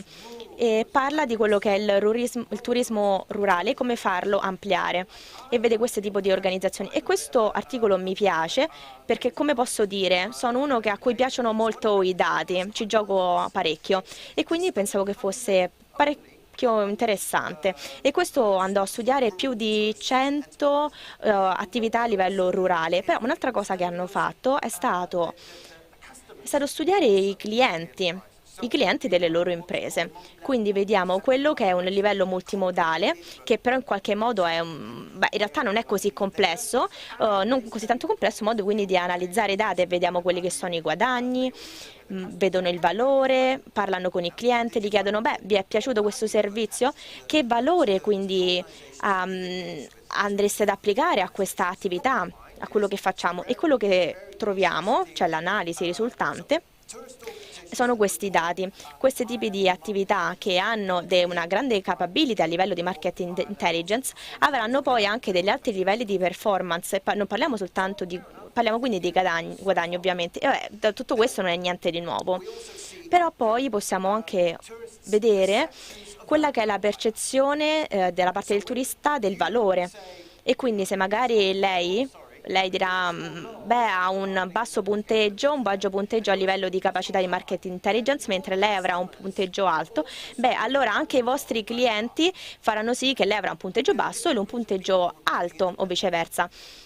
E si tratta quindi di valori che vanno a livello indipendente. Però cos'altro possiamo vedere? Un'altra cosa veramente interessante è che ci sono dei grandi effetti, e ci diciamo quindi: cosa quindi potrebbe accadere quando i clienti vedono valori all'interno della nostra offerta? Beh, abbiamo un grandissimo effetto di conseguenza. Beh, quello che faranno sarà raccomandarvi. Andranno in giro tra i loro conoscenti e parleranno di voi, e questo veramente avrà un grande effetto. Quindi vedremo che questo mercato si focalizza su questa intelligence e ci permette di creare valore, e effettivamente crea valore. E poi con effetto domino avremo quindi dei grandi impatti a livello di raccomandazione, e questo poi in realtà mi ha cominciato a far pensare, ho riflettuto. Beh, pensiamo a quelle che sono le modalità pratiche della market intelligence, le cose di oggi. Quando mi sveglio infatti la mattina, beh, spesso penso di fare una colazione sana, però sapete cosa accade spesso? È che mangio sempre le solite cose, quindi quelle cose che non ci piacciono effettivamente così tanto. E a volte questa strategia è utile perché se mangio il bacon e mangio invece i cereali, però beh, vedete, una persona tipo me, insomma. E vabbè, ovviamente questo è uno scherzo, mi assicuro che l'abbiate capito. Perché l'intenzione a raccomandare è una strategia spesso utilizzata nel marketing, è un fattore fondamentale nella marketing intelligence, è molto intelligente utilizzare questa strategia. Ed è la strategia preferita da parte dei manager, ecco, potremmo dire questo. Però ovviamente ci sono anche degli aspetti più formali all'interno della raccomandazione. E quindi parliamo anche della volontà di andare a parlare del cosiddetto Net Promoter Score. Ma sapete cos'è? Se non lo sapete, tranquilli, ho una slide che lo presenta e tra un attimo ci arriveremo, ne parleremo. Però quali sono le metriche che vengono utilizzate in Italia? E quello che ho visto che i marketing manager all'interno del contesto italiano, purtroppo però non ho visto i dati della Sardegna, purtroppo questo lavoro non è ancora stato svolto, questa ricerca non esiste. Però comunque abbiamo le metriche, vedete in fondo il numero delle metriche e poi la percentuale per le metriche di marketing utilizzate a livello di marketing. E quindi ecco, vedete i risultati. E potete vedere che la media è di circa 7, 8, non mi ricordo esattamente quale sia la media, però più o meno lì, non so se si vede. Però adesso vediamo che cosa viene utilizzato. Bene, qui vediamo varie strategie di marketing a livello manageriale e anche in questo caso parliamo dell'Italia, nel caso specifico, quindi abbiamo varie strategie a livello di marketing, ovviamente parlerò di questo perché è quello in cui sono interessata. E ovviamente se prendiamo delle decisioni a livello di pubblicità, di investimenti, cosa è presente all'interno degli investimenti, a quanto le persone piace, no?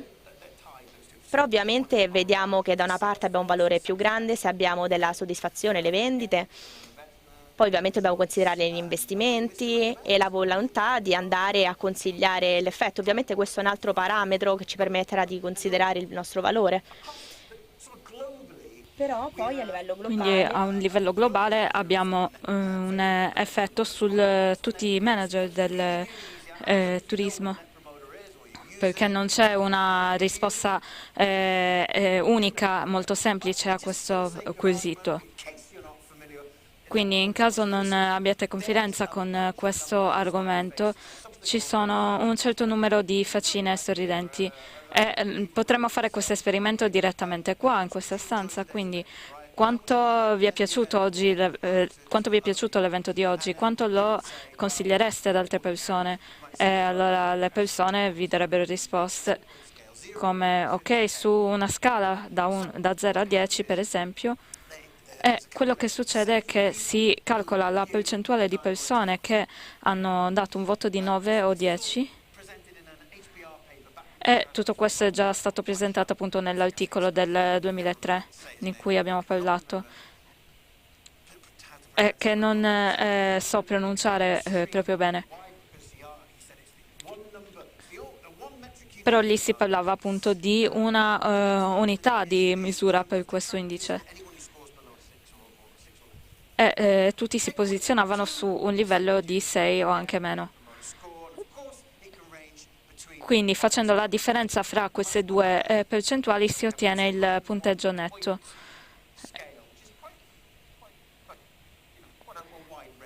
Quindi insomma si tratta di un range abbastanza ampio su cui vi potete posizionare.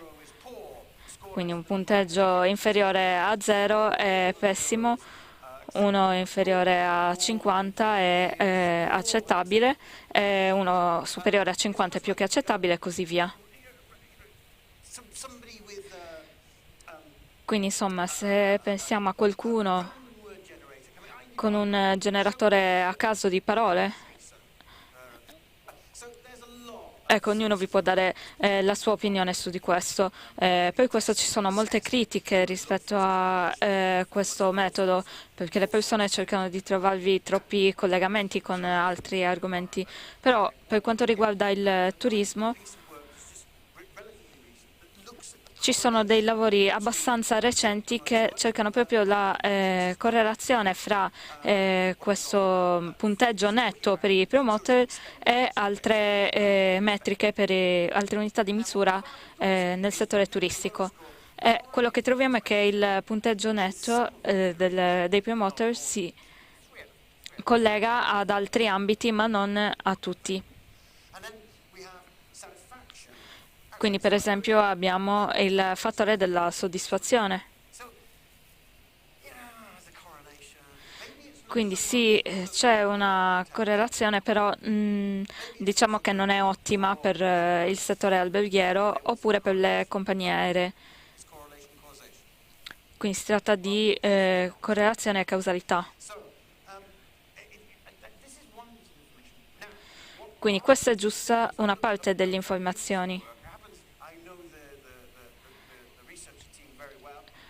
Per esempio so che si sono occupati molto bene della ricerca in questo ambito e quello che i ricercatori hanno fatto in un articolo pubblicato molto di recente è stato confrontare la crescita di questo punteggio netto e in che modo appunto farlo crescere.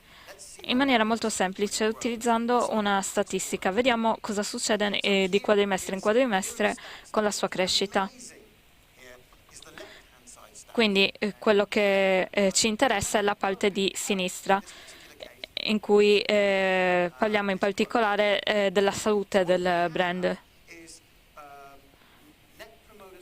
Quindi quello che vediamo adesso è il punteggio netto dei promoter, che non i suoi cambiamenti, insomma, però solo la correlazione con gli altri fattori. Per esempio, a te diamo un punteggio di 50, a te di 0, a te di meno 100, eccetera. Così abbiamo tutto un range di vari punteggi netti. Così possiamo confrontare appunto le vostre performance e vedere se le persone sarebbero disposte a tornare da voi. Quindi vediamo se davvero i clienti vi restano fedeli. Così proviamo. Qual è il pulsante per la luce? Quello rosso.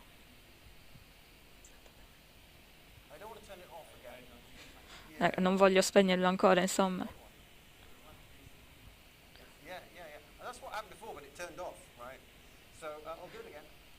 Ok, lo faccio di nuovo, ecco qua. Quindi se vedete qua, questo è un punteggio sopra la media, quindi potete davvero tenervi fedeli i clienti. Questo invece è sotto la media, quindi la crescita è inferiore.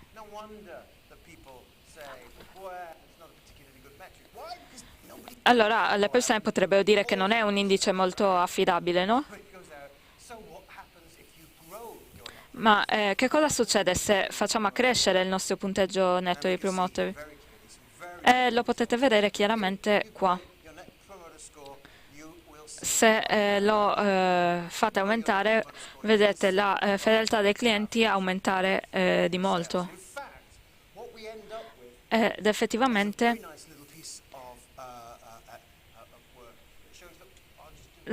finiamo con i risultati di un articolo,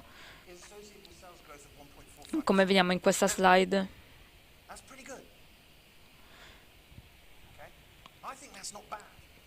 Penso che non sia male il modo in cui il punteggio netto è correlato con l'aumento delle vendite. Quindi questo è fantastico. È un ottimo dato da analizzare. Ma qual è il cambiamento qua? quello che vediamo è che avere già un livello alto non ci porta ad avere una fedeltà migliore, però fa comunque una sua differenza. Quindi il fattore importante è fare aumentare il dato di questo punteggio. E poi dobbiamo considerare anche la familiarità con il brand. Quindi pensare a quali aziende con cui lavorerei volentieri, eccetera. Quindi questi dati sono utilissimi nello spiegare il numero di vendite e ci spiegano anche la consapevolezza del brand e l'intenzione di acquistare da un certo brand. Quindi questo ci aiuta a capire come vogliamo promuovere il nostro marchio. Penso che questo sia molto importante, insomma, mi rende felice pensare a queste cose. Quindi come facciamo a cambiare queste unità? Come possiamo cambiare la maniera in cui qualcuno mi considera? Dobbiamo utilizzare ancora la marketing intelligence.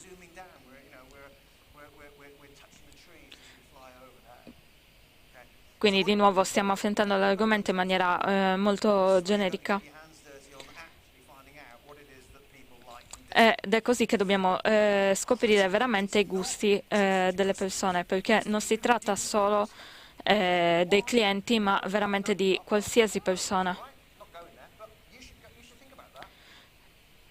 Per esempio, quando volete consigliare a qualcuno, sì, potrebbe piacerti questo.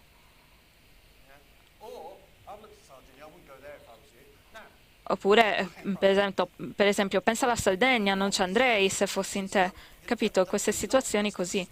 Quindi questo riguarda anche quelli che non sono ancora i vostri clienti, perché per poter crescere dovete cambiare i vostri clienti e i vostri non clienti, mettiamola così. Quindi se volete aumentare la fedeltà al vostro brand, dovete cambiare il punto di vista di chi non vi considera ancora.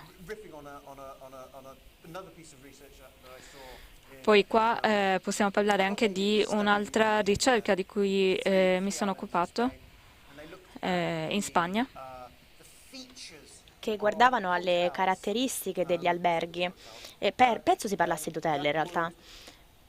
Quindi quegli hotel che si basavano su questi tipi di metriche, quali combinazioni di servizi che permettevano di avere poi a raggiungere dei livelli di questi livelli appunto di parametri più alti.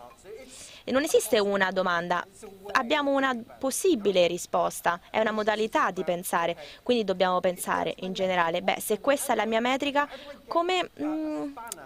come faccio a modificarla in qualche modo? Perché la maggior parte delle metriche, la maggior parte delle cose che vediamo non sono cose che possiamo vedere in modo tangibile, di quali diciamo, beh, potrebbe andare bene così. Quindi, parlando dell'analisi del mercato e della ricerca, beh, sapete, come vi dicevo, io sono un po' un nerd, mi piace giocare con le cose, mi piacciono i dati, però dobbiamo mettere anche le mani in pasta in realtà e dobbiamo capire che cosa accade.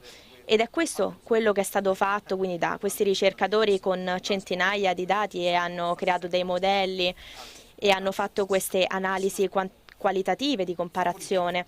Hanno messo quindi le persone in gruppi diversi e poi hanno visto quali erano le caratteristiche che avevano in comune e quali di differenza. Quindi come cambiamo le metriche? Beh, abbiamo un modo sicuramente.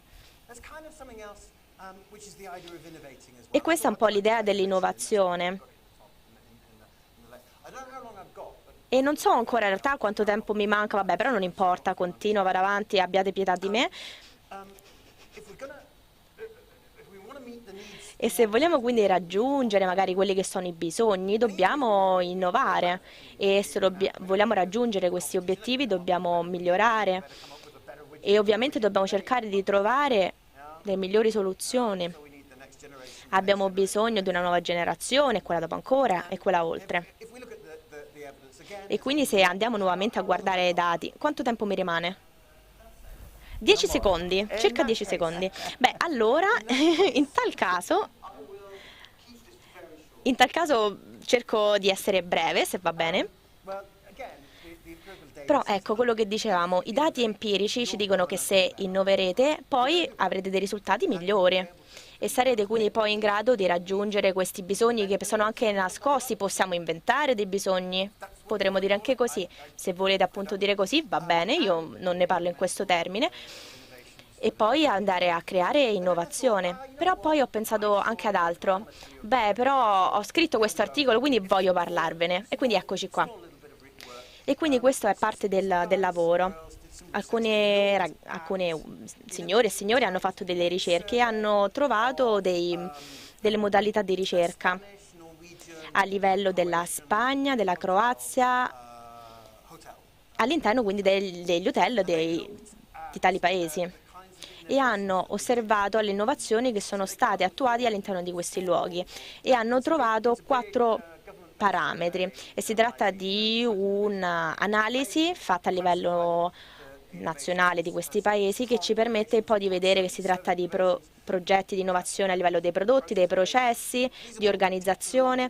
Quindi si tratta di un processo più basato sui dati e un'innovazione anche di marketing, quindi ovviamente abbiamo delle innovazioni anche di natura meno innovativa, quindi posso innovare, posso fare una strategia a livello di marketing e quindi avremo delle nuove politiche magari, ad esempio, oppure posso introdurre un nuovo prodotto. E quindi cosa che hanno fatto in questo prodotto? A vedere varie combinazioni a partire da una grande base di dati, e si sono chiesti, se vediamo tutte queste compagnie che danno le relazioni a livello nazionale, se poi consideriamo le vendite delle stesse compagnie, cos'è che funziona? Quali combinazioni di questi parametri funzionano? È una cosa molto interessante, e se va avanti, eccoci, adesso vi indico, queste sono le combinazioni, questi sono i parametri singoli, le strategie singole, mentre di qua avremo le strategie complesse. Qui ad esempio parliamo di PDPC, quindi si parla di innovazione del prodotto, e vediamo che le uniche combinazioni che portano poi ad avere a un aumento delle vendite o magari a diversi livelli di guadagni nel futuro sono questi 3 tipi che vedete qui. Questo basato sui processi e sull'organizzazione. Vediamo il processo, la produzione all'interno delle compagnie. Quindi si tratta di strategie alle quali pensare. Se vogliamo creare questa innovazione, come possiamo cambiare i processi, come cambiare il marketing. Queste sono cose, insomma, alle quali dobbiamo considerare in questi settori, e quindi penso che siano queste le mie considerazioni finali, le ultime veramente. Quindi la marketing intelligence è fondamentale per il successo delle attività. Si tratta di metriche semplici, sono veramente utili, e anche le metriche a livello di marketing e di innovazione sono utili in tal senso. Possiamo trovare anche delle innovazioni, delle strategie, combinazioni uniche di queste strategie per andare avanti nel futuro. Scusatemi se sono andato fuori tempo, grazie. Grazie John, grazie davvero. Ricordo a tutti coloro che fossero interessati a mantenere un contatto, il professor John Cadogan sarà con noi ancora fino a venerdì come visiting professor dell'Università di Sassari, sarà qua con noi all'interno del polo universitario di Olbia, e sarà un piacere continuare questa ricerca anche trovando un'applicazione ancora più pratica con gli operatori che volessero essere coinvolti. E adesso abbiamo, Lucio, l'intervento di Roberto Pala. A te.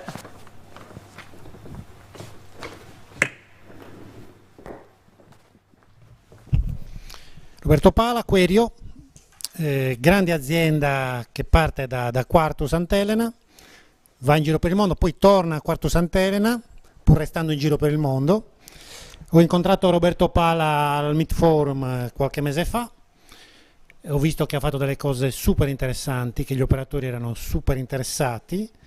Quindi gli diamo subito la parola perché siamo molto curiosi di vedere l'approccio della tua società. Roberto, grazie. Grazie mille Lucio.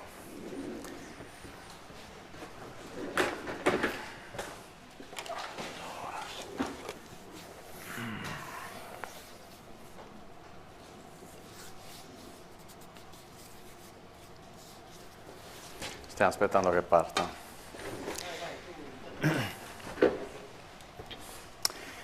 Allora, nel frattempo che vadano a video le slide, mi muovo un po', poi sarò costretto a sedermi perché per un problemino tecnico causato da me. Tanto non posso fare scuole. Allora, partiamo da una cosa, stiamo parlando di analizzare dati. Voi siete ancora qua, io partirei col farci un applauso perché è veramente tanto impegnativa, quindi complimentoni per essere ancora qua. Allora, in attesa di avere le slide, mi presento, quindi sono Roberto Pala, sono il founder di Querio, come diceva Lucio, sono docente di e-commerce marketing alla Jobs Academy di Bergamo.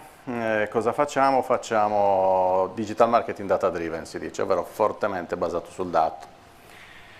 Querio nasce a Quarto Sant'Elena, come diceva Lucio, oggi siamo più di 60 persone, abbiamo sede a Quarto, a Milano, a Rimini. A Quarto abbiamo un campus stile Google, quindi piscina, campo da pallavolo, da basket, 1500 metri quadri di giardino, insomma quel mood. Querio nel 28 gennaio del 2021 entra in un gruppo che si chiama Tinexta Group, che è controllato dalle Camere di Commercio per il 57%, nel frattempo prendo tempo perché non ci sono le slide, e continua il suo percorso di crescita fino ad arrivare a oggi, che ha una proiezione, per intenderci, di un fatturato da circa 10 milioni.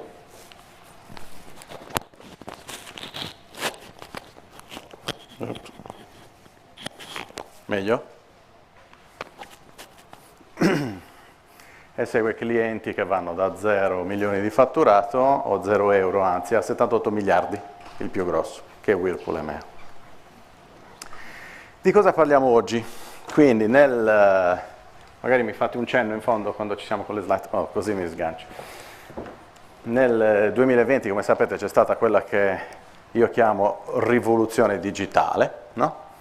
Quindi siamo accorti tutti quanti che il digital diventa fondamentale, che diventa un driver di crescita, che diventa un canale fondamentale per crescere.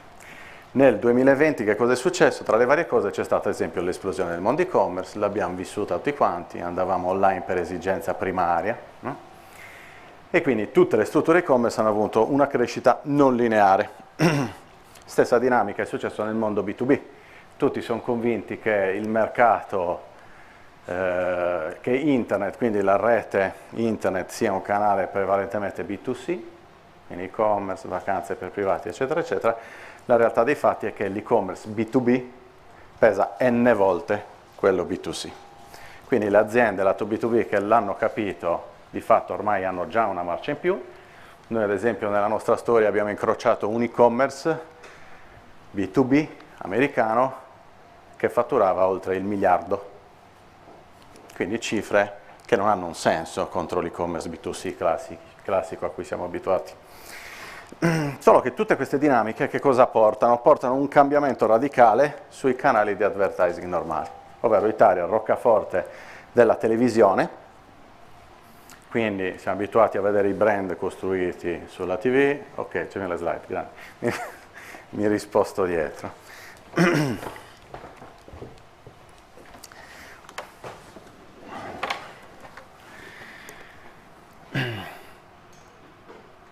Questa è la nostra sede a Quarto realmente, qualcuno mi dice, ma davvero avete la sede particolare? Sì, abbastanza particolare. Questo è quello che vi dicevo.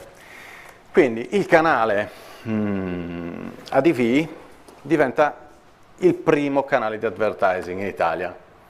Caso strano, finalmente la TV viene messa da parte, c'è lo scavallamento, ovvero il digital passa al 41,9 delle pianificazioni, e la TV al 41,6. C'è bisogno di dirvi che questo sorpasso non vedrà un controsorpasso negli anni a venire? Penso proprio di no. Ormai la TV è stata superata e dietro rimarrà. Questa dinamica qua si è registrata un po' in tutti i canali digitali. È vero che abbiamo avuto un superamento del digital nei confronti della TV, ma è anche vero che tanti altri canali di advertising sono andati a scemare, purtroppo. Perché dico purtroppo? Perché hanno creato delle crisi sistemiche. Vediamo il mondo del cinema. Quanti di voi vanno al cinema oggi, fisicamente? 1, 2, 3, 4, 5, 6, 7. L'avessi chiesto 3 anni fa, avremmo alzato praticamente tutti la mano. Quindi capite bene che anche l'advertising, ad esempio, al cinema ha avuto un crollo pesante e anche quel filone di fatto è andato su un canale digitale. L'altra cosa interessante, che si fatica un po' a capire, è che il digitale non è soltanto la vendita diretta sul canale digitale, ma è anche la vendita indiretta, ovvero quanta pressione fa il digitale sulla scelta che faremo per un acquisto, ovvero quanto è in grado di formare la mia esigenza di prodotto. Ci sono degli studi che dicono che nel 2019 l'online incideva per il 14% degli acquisti, ovvero sul 14% dei miei acquisti incideva il canale online, nel 2024 si proietta un 22%, praticamente quasi un più 50% della pressione. Quando si parla di omnichannel, quindi di canale completo a 360 gradi, online e offline integrati, stiamo parlando di questo di fatto. Soltanto che in tutta questa situazione si è aggiunto il garante della privacy. Che cosa ha detto il garante della privacy? Ha detto aspetta un attimo, GDPR, un mondo senza cookie, e siamo allineati tutti su questo aspetto, giusto? Benissimo, diventa quindi fondamentale riuscire a gestire i nostri dati, perché oggi abbiamo parlato soltanto di dati. La regione ci deve dare i dati, l'osservatorio ci deve dare i dati, però dobbiamo partire dai nostri dati. Noi in teoria in casa ne abbiamo un sacco, ma o li usiamo poco o non li usiamo proprio. Quindi oggi partiamo dal vedere un po' di trends, vediamo che cosa ci diceva Google, ovvero tutti i volumi di ricerca sul motore di ricerca, cosa ci diceva Google a inizio anno, cosa proiettava a inizio anno e che cosa è stato realmente. In una seconda fase capiamo come analizzare questi dati e come comportarci in situazioni non lineari, come è stata quella del Covid, ma come è questa attuale, quindi guerra Russia-Ucraina, e come affrontare tutto questo tipo di non linearità. Si parlava stamattina di situazioni ormai di caos, dobbiamo essere in grado di lavorare nel caos del dato. È brutale, ma è così, quindi dobbiamo abituarci a lavorare in situazioni dinamiche. Allora, quindi partiamo un attimino, primi 3 mesi del 2022, dati Google, ovvero queste sono le ricerche effettuate su Google per mondo viaggi. Che cosa avevamo? Avevamo una crescita anno su anno, quindi quel trimestre rispetto al trimestre dell'anno precedente, pari al 44% delle ricerche in quella verticale. Che cosa vuol dire? Io cerco un hotel a Milano, quella ricerca di quell'utente è qua dentro, cerco una vacanza di lusso a Firenze, è qua dentro, cerco un'esperienza di viaggio, sto usando vari termini per farvi capire che fa parte dello stesso paniere, di fatto è qua dentro uguale. Quindi più 44%, vedete dei picchi che secondo me potete anche riconoscere come tipici del business, e avevamo questo livello di incremento a livello puntuale per regione, ovvero avevamo delle regioni che nel primo trimestre crescevano anche del più 25, come potete vedere ad esempio il Trentino qui, la Sardegna si trovava a più 4. Quindi qui, primo trimestre dell'anno scorso, le ricerche degli utenti sul motore di ricerca con destinazione dentro Sardegna erano pari al più 4%. Considerate, rispetto allo stesso trimestre dell'anno precedente. Considerate che questo non vuol dire che avremo più 4% di prenotazioni, neanche per niente. Banalmente, un utente indeciso fra 2 località, se dall'altra parte abbiamo una località che spinge molto di più ed è molto più brava a catturare l'attenzione, ci frega l'interesse e diventa una prenotazione da un'altra parte. Vediamo per località quindi lo stesso indicatore di crescita. In questo caso abbiamo delle località come ad esempio Bologna, Napoli, che crescevano del 30% rispetto allo stesso trimestre dell'anno scorso, quindi i primi 3 mesi 2022 contro i primi 3 mesi del 2021, fino ad arrivare diciamo a un 2% di Rimini di crescita. Quindi gli evergreen dimostravano comunque sia crescita rispetto all'anno precedente. La realtà dei fatti però è che poi accade una non linearità di certo non piacevole come la guerra che tutti conosciamo, cambia le carte in tavola, cambia tutti i trend e arriviamo a settembre con un più 23%. Allora, secondo me è fondamentale fermarsi su questo dato. Perché? Perché la potenza è tutto senza il controllo, dice l'esperto. La realtà dei fatti è che se io prendo il primo trimestre 2022 e lo paragono rispetto al primo trimestre del 2021, com'era il primo trimestre del 2021? Tanta paura in più rispetto a settembre 2021. Quindi consideriamo sempre che la crescita è relativa allo stesso periodo del 2021. Quindi questo 23% lo prendo un attimino con le pinze. La domanda di ricerca a livello Europa, anch'essa, aumenta del 22%. In questo caso riusciamo ad allargare la finestra ad avere i dati dell'ultimo trimestre. Ovvero qui dentro abbiamo, andando a ritroso, settembre, agosto e luglio.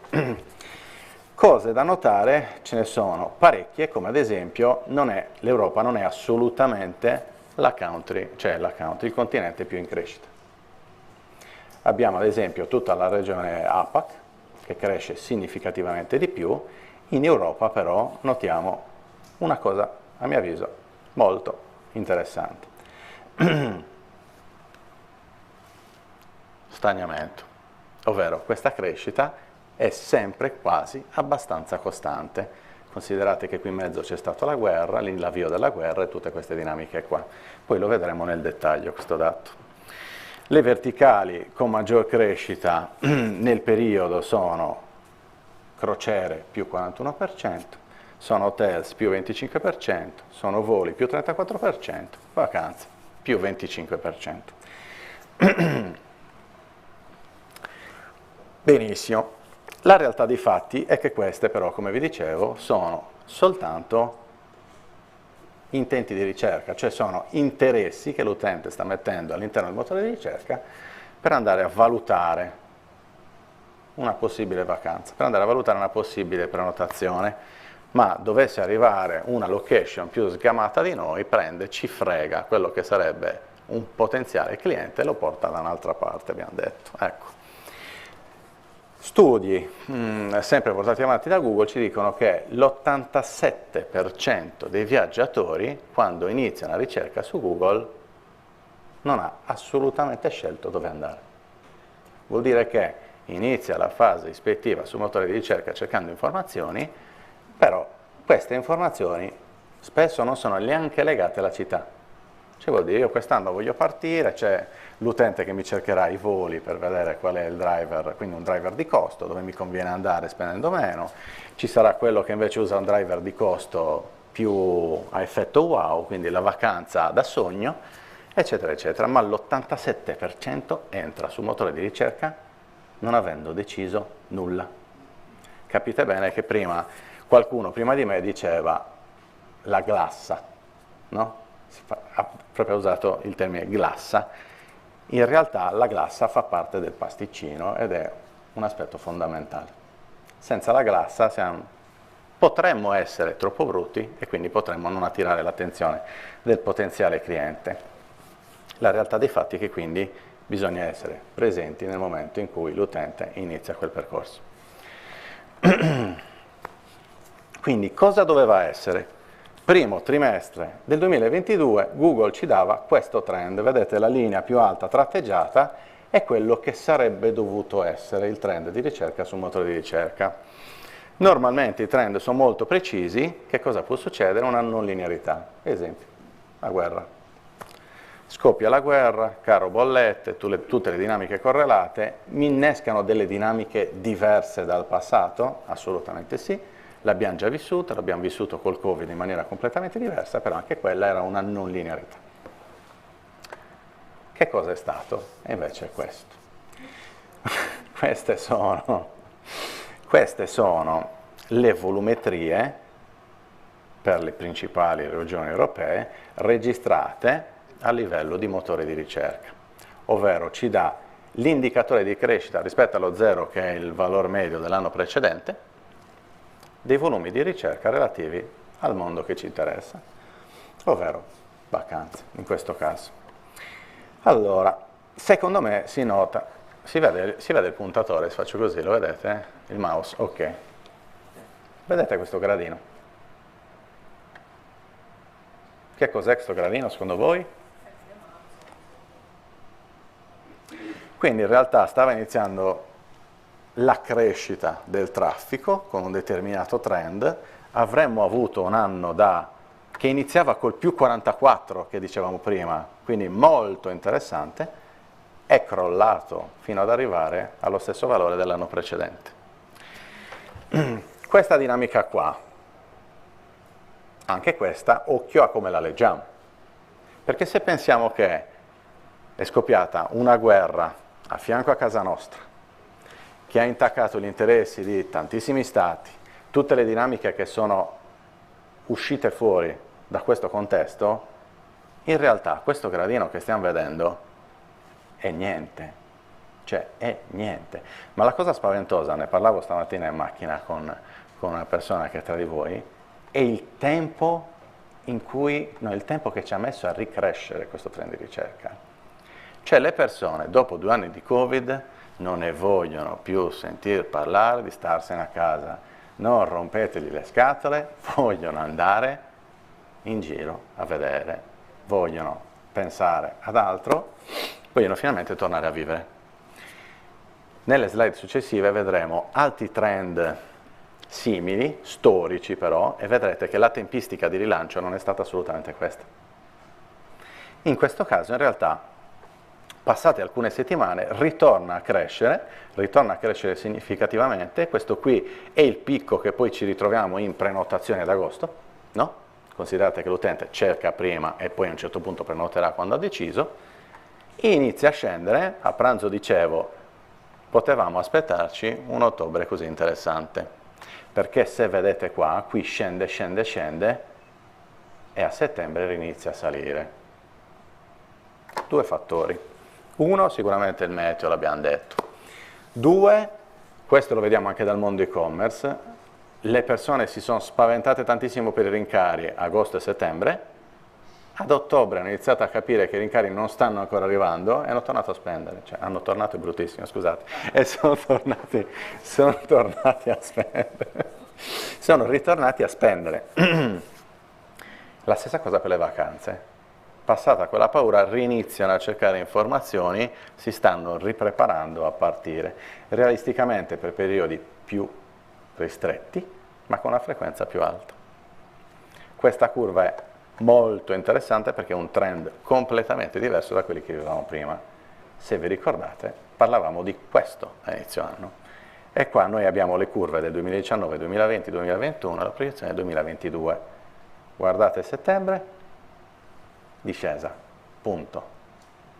Non c'è nessun dubbio che qua il trend scenda negli anni precedenti, e invece qua c'è questo bel picco verso l'alto. Quindi la domanda però cresce a 2 velocità differenti, ovvero Europa cresce a una velocità, il resto del mondo cresce a un'altra velocità. Anche questo stiamo considerando le persone che vogliono venire qua. Quindi anche qui riusciamo a dare una giustificazione molto facile. Le persone hanno aumentato il raggio di viaggio, no? Col Covid tenevamo raggi più stretti, senza Covid abbiamo allungato le gitate nei nostri viaggi, e qui vedete quindi che le ricerche da fuori Europa verso l'interno dell'Europa sono cresciute rispetto alle stesse ricerche dell'anno precedente in maniera proporzionale molto più ampia. Possiamo dire che è particolarmente normale e atteso come dato? Oserei dire di sì, però vuol dire anche che il percepito rispetto a coronavirus, eccetera, eccetera, è completamente diverso rispetto a un anno fa. Vediamo comunque sia delle crescite molto significative per voli, per crociere di nuovo e altre verticali, e anche hotel, significativamente meno per altre come noleggi auto e la parte di vacation rentals. Questa io la leggerei in un modo ben preciso, ovvero probabilmente l'anno scorso è quella che ha sofferto meno. Qua magari me lo deve confermare qualcun altro, no? Però in una situazione di paura col Covid era più facile prendere un appartamento staccato che non una camera all'interno di una struttura. Benone. Dall'analisi di tutti questi volumi di ricerca che cosa esce fuori? Esce fuori che gli utenti hanno cambiato modo di cercare la propria vacanza.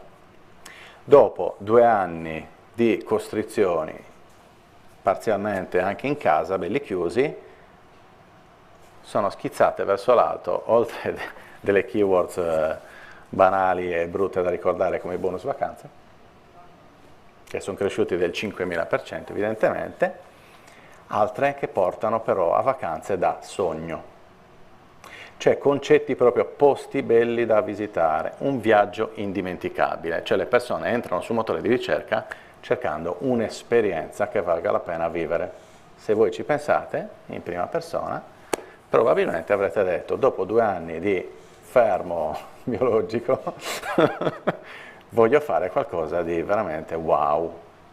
E questo è quello che stanno pensando milioni e milioni di italiani in questo momento. E in realtà questa dinamica è presente in tutto il mondo. Quindi, se prima facevo delle campagne advertising legate a 2 passi dal mare, come dicevamo questa mattina, oppure hotel con piscina, eccetera, eccetera, probabilmente una buona strategia di inbound marketing, con una parte di contenuto, una parte social, eccetera, eccetera, dovrebbe andare a lavorare su leve diverse. Quindi, un'esperienza da sogno. Voglio mettere il concetto del mare? Sì, ma ci devo aggiungere il sogno su quel mare e non soltanto la prossimità. Quindi, dicevamo, abbiamo visto i dati dei primi 3 mesi, come dovevano essere, come sono stati, benissimo, ma io come faccio a progettare la mia strategia di digital marketing? Qualcuno stamattina diceva verifico diversi fattori, le tratte e tutte le dinamiche, benissimo, lato digital devo partire da ottenere il dato. Online vuol dire dato, il GDPR ci taglia una parte di dato di terze parti, dobbiamo sfruttare assolutamente il dato che viene dato di prima parte, ovvero quello che è in mio possesso, quello che non passa per server altrui, diciamola così per semplificare. Questo dato da dove lo posso reperire io? Benissimo, i vostri clienti. Voi avete un CRM? Quanti di voi hanno un CRM? Per alzata di mano. Quanti di voi hanno un Excel che usano come CRM? Quanti di voi sentono l'esigenza di avere e conoscere il dato del vostro cliente? Dai, approssimo io a tutti. È fondamentale. Il futuro, vista la regolamentazione europea, ci dice che se il dato è vostro potete lavorarci sopra, se il dato non è vostro non potete farci niente. Quindi prima partite a lavorare sul vostro dato, quindi l'Excel che diceva qualcuno da questo lato, qualcuno da quello, eccetera, non buttiamolo fin tanto che non c'è un CRM, considerate che esistono anche CRM open source, non per forza bisogna investire, basilari però esistono. Quei CRM io li posso agganciare alle mie campagne e farli diventare degli elenchi in lookalike su Facebook, li posso far diventare degli elenchi di remarketing su Google, eccetera, eccetera, però fanno parte della mia nuova strategia. L'altro pezzo che devo aggiungere a questa dinamica qual è? Lo storico. Di nuovo qualcuno stamattina diceva non faccio strategie sullo storico, e soprattutto in questi anni è la cosa più vera che esista. Più vera, così ci dà la sveglia, più vera che esista, a meno che io non sia in grado invece di usare queste non linearità a mio vantaggio competitivo e quindi cercare di prevedere i trend che ne derivano da queste non linearità. Vi faccio qualche esempio. Scoppia la guerra che abbiamo citato prima, che cosa succede? Su Google schizzano le ricerche, perché siamo un po' mediamente poco informato, vediamo, la dico in maniera elegante, scoppiano le ricerche relative alla parte di Ucraina. Che cosa vuol dire questo esempio? Soltanto che esistono dei segnali facilmente consultabili da cui prendere spunto. Questo qui non è altro che Google Trends, uno strumento gratuito, ci arrivate tranquillamente, inserite la keyword e vedete l'andamento. Quel tipo di dinamica io lo posso portare in situazioni storiche per cercare di capire in passato che che cosa è successo in situazioni non lineari. E l'esempio è l'esempio di Fukushima. Ok, vado su Google Trends, vedo che c'è il picco di ricerche che parte verso l'alto, in corrispondenza di quel picco cerco Hotel Tokyo e caso strano vendo un trend uguale ad opposto. Se ci fate caso, la curva di Fukushima iper rapida, no? In salita è uguale al gradino in discesa, il pezzo in cui la curva tiene una pendenza ripida è esattamente il punto di down di quello degli hotel, dove inizia la crescita, inizia il leggerissimo degradamento della curva di Fukushima. La stessa dinamica si è registrata per il Covid. Vi faccio vedere qualcosa di un po' più complesso. A questo punto prendiamo ricerche effettuate sugli Stati Uniti.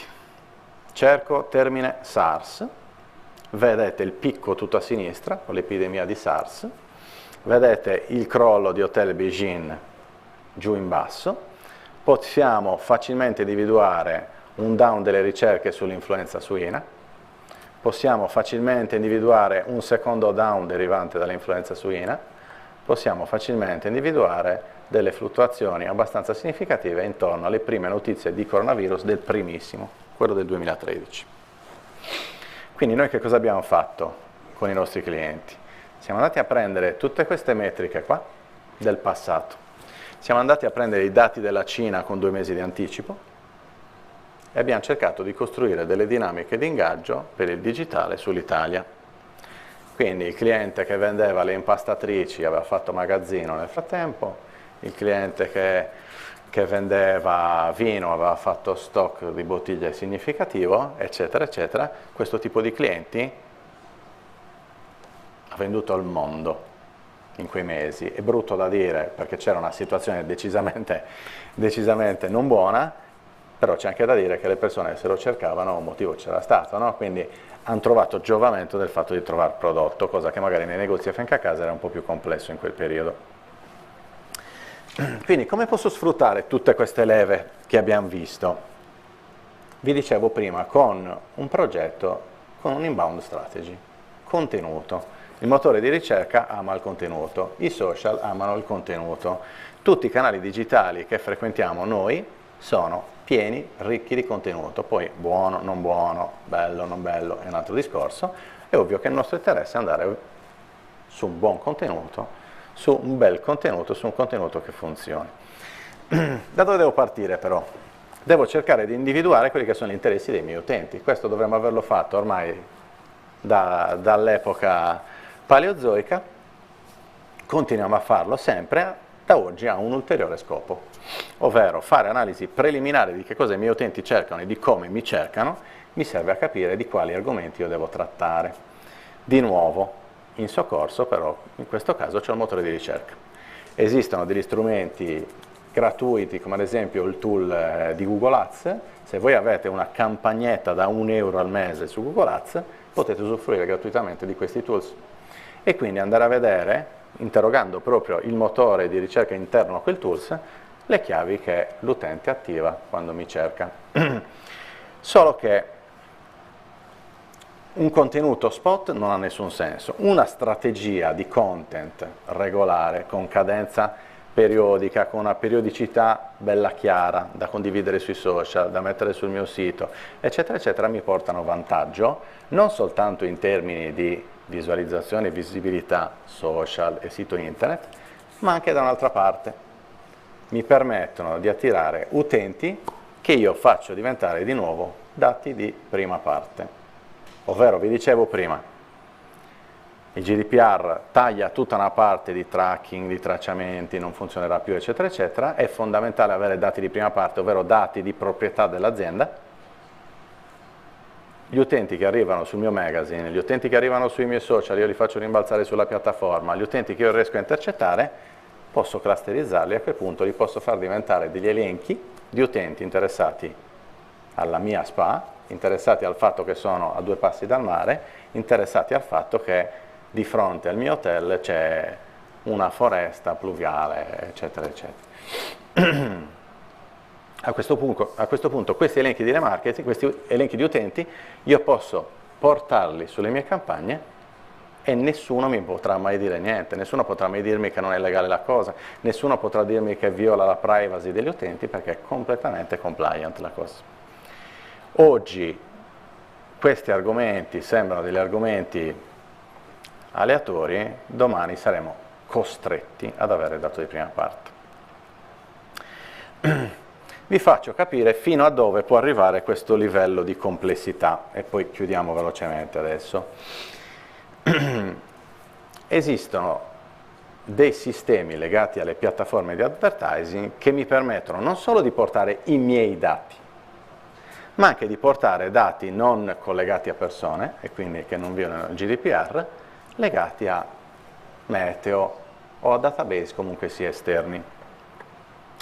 Qui vi porto qualche esempio per farvi capire però come può essere forte la leva. Quindi ad esempio se io riuscissi ad avere informazioni relative alla verticale di Google News, io quelle informazioni lì posso farla diventare una modifica alla mia campagna nel caso in cui io venda assicurazioni per i voli. Ovvero, bomba d'acqua a Bergamo, vengono cancellati N voli per via della bomba d'acqua, io utilizzatore magari vengo danneggiato da questo comportamento qui, più o meno giustificato dalla compagnia, non stiamo a pensare a quello, in questo momento stiamo ragionando lato utilizzatore, vado su Google e cerco rimborso, volo cancellato, eccetera, eccetera. Un conto è farlo così, buttare i soldi così in maniera sparsa, un conto è avere l'informazione della bomba d'acqua su Bergamo, e quell'informazione potrei prenderla ad esempio dal numero di articoli su Google News che vengono fuori sulla bomba d'acqua a Bergamo, e posso aumentare il budget delle mie campagne perché so che convertiranno più facilmente. La stessa cosa la posso fare con il meteo. Secondo voi c'è correlazione tra piove, cerco una vacanza, oppure nevica, cerco una vacanza, oppure c'è il sole, cerco una vacanza? A seconda di quale sia la nostra destinazione è evidente che la correlazione sarà negativa o positiva, no? Benissimo. Esistono dei database gratuiti, vi sto facendo vedere solo strumenti gratuiti, dei database gratuiti con tutte le località mondo a livello di CAP, cioè io posso dire a Olbia domani sole, a Firenze domani pioggia, 7 mm di pioggia. Questa informazione io posso portarla all'interno delle mie campagne, si dice attraverso uno script, però qua andiamo un po' troppo sul tecnico, dovreste chiederlo a chi vi gestisce le campagne. Posso portare l'informazione che domani alle 16 a Firenze farà 7 mm di pioggia. Domani a Olbia invece ci saranno 24 gradi e modificare quindi il valore che io do alle mie campagne, l'investimento che vado a mettere su determinati termini di ricerca, eccetera, eccetera. Noi ad esempio questo strumento lo utilizziamo nel momento in cui dobbiamo vendere delle attrezzature antipioggia. Antipioggia per la moto, nel momento in cui supera i 3 mm di pioggia ne vendiamo a palate. Che cosa vuol dire? Che nel momento in cui mi chiamo Pala di cognome è bellissimo dire palate. Nel momento in cui vado a vedere che i millimetri di pioggia hanno superato una certa soglia, io aumento quanto sono disposto a pagare quella pubblicità, semplifico, perché so che l'utente avrà molta più facilità a convertire sul mio annuncio e quindi io fatturerò molto di più investendo molto di meno e quindi sfrutto quell'occasione. TV, abbiamo detto che la televisione sta andando a scemare, ormai i volumi sulla TV sono andati a crollare, però esistono ancora delle pianificazioni TV e anche significative. Benissimo, per tantissimi gruppi nel turismo ad esempio è molto facile notare che nel momento in cui ci sono passaggi televisivi, quando usiamo il secondo schermo mobile, caso strano vediamo i loro banner. Oppure abbiamo una maggior facilità a vedere le loro creatività. Questo è quando la struttura dell'advertising è fatta bene. Come si fa quello? Di nuovo attraverso le campagne pubblicitarie gestite ad esempio con Google Ads, quindi che è la piattaforma per pianificare campagne su Google, vado a modificare il valore delle mie campagne in base all'orario del passaggio pubblicitario. E a quel punto, che ne so, su Discovery Channel passo alle 16:23, io dico alle mie campagne alle 16:23 vai in alto per 15 minuti o per 30 e massimizza quindi la visibilità che ho lato digitale. E questo è. Spero di non avervi tediato troppo. Grazie mille.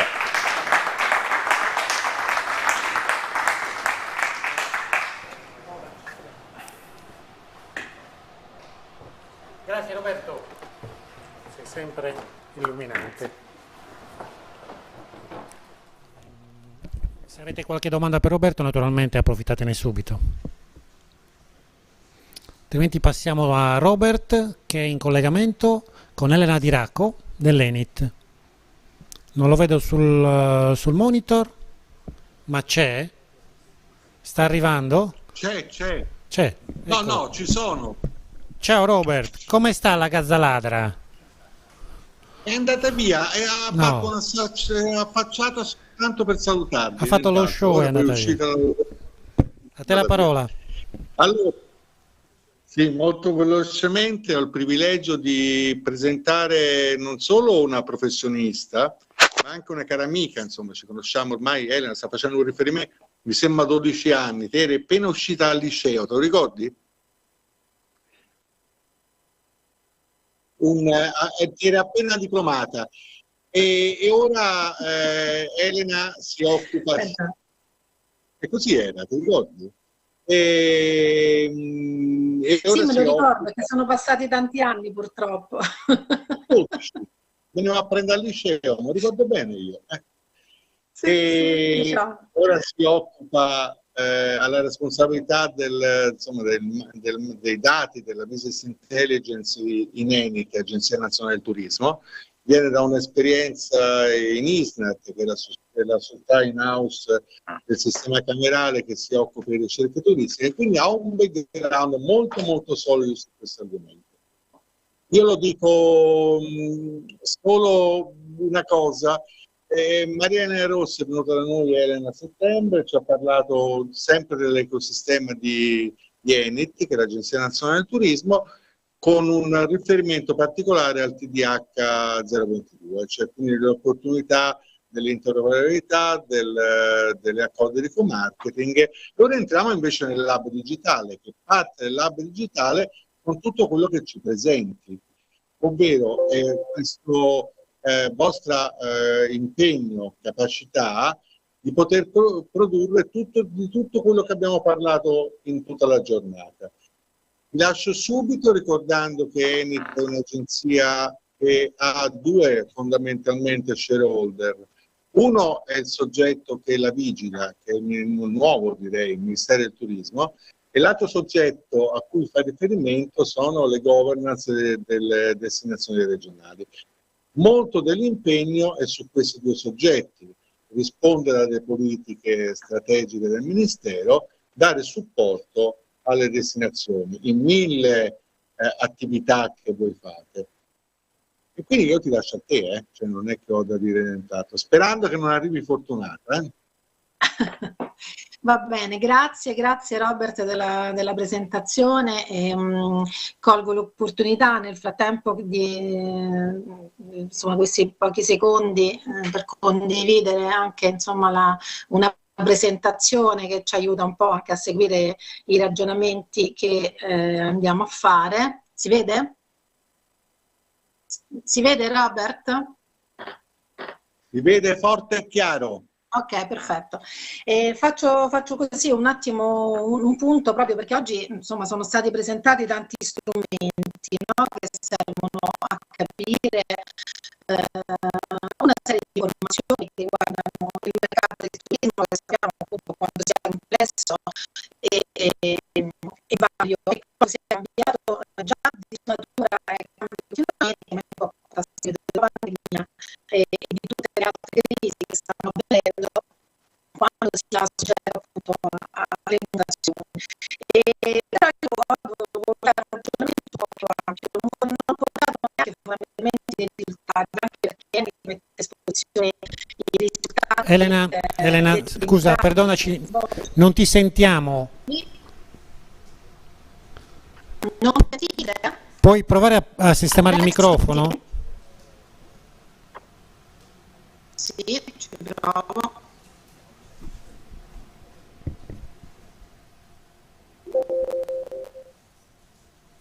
Così mi sentite meglio? Sembra di sì, prova. Ecco, allora.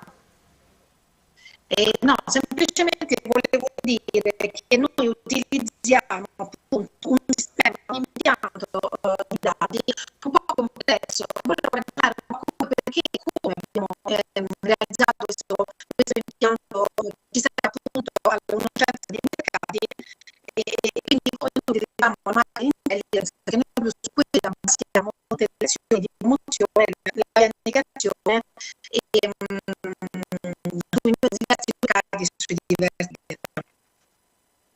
Quindi quello che oggi andiamo a vedere è un po' come abbiamo costruito questo sistema di conoscenza che chiaramente...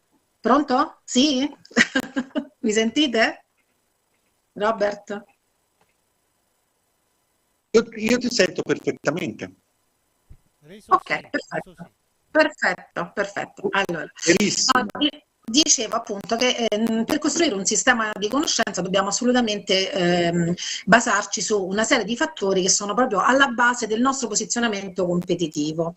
Che vuol dire questo? Che se io sono un'impresa devo sapere come la mia performance si comporta rispetto alle performance dei miei competitor sia territoriali che di prodotto e così via. Adesso vediamo un attimo più nello specifico. Fondamentalmente andiamo a vedere come siamo posizionati sulle dimensioni dell'offerta, su quelle della domanda e rispetto ai vari indicatori del fenomeno turistico. Io ho portato così dei ragionamenti di sintesi che ci aiutano un po' appunto a capire quali sono i dati che noi dobbiamo andare a cercare quando vogliamo capire il livello di soddisfazione della domanda, ma anche allo stesso tempo la nostra capacità di risposta, no? A quelle che sono le esigenze.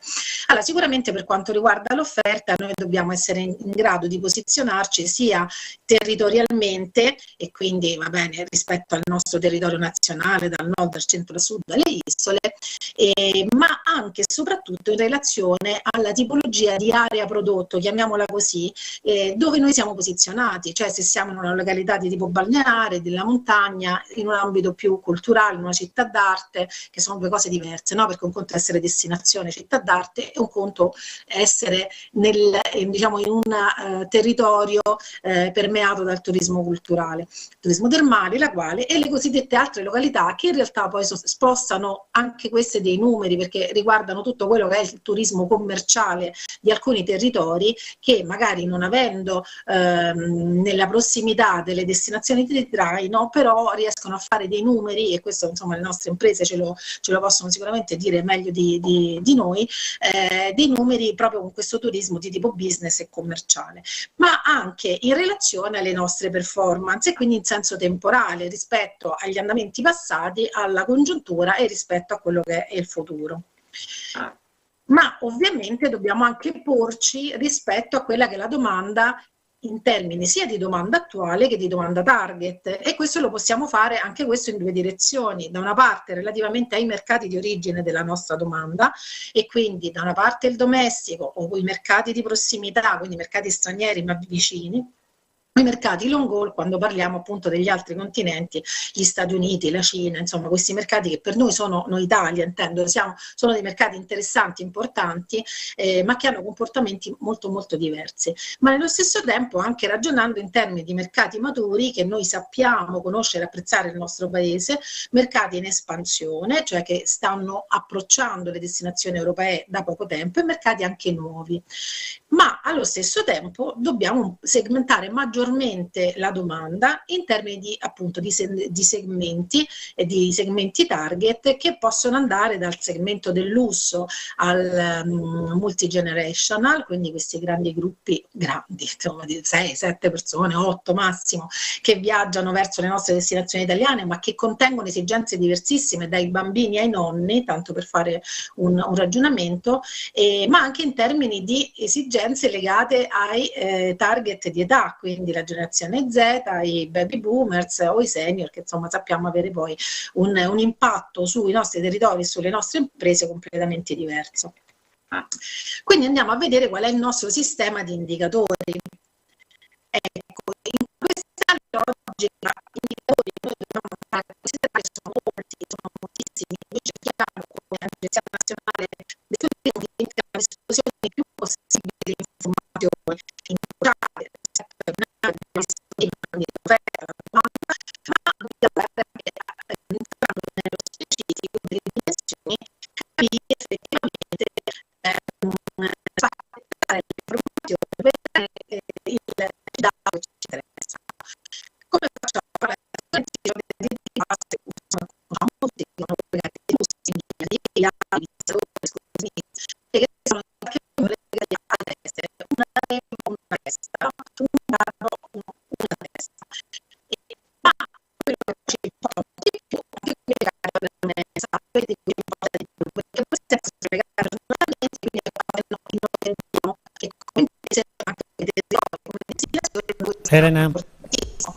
Elena, chiedo scusa.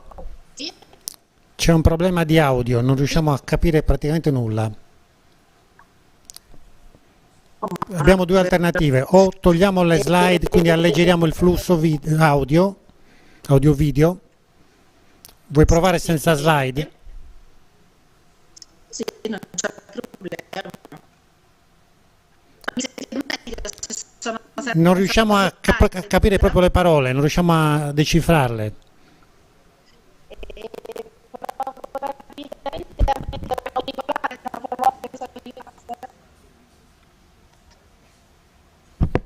Mi senti?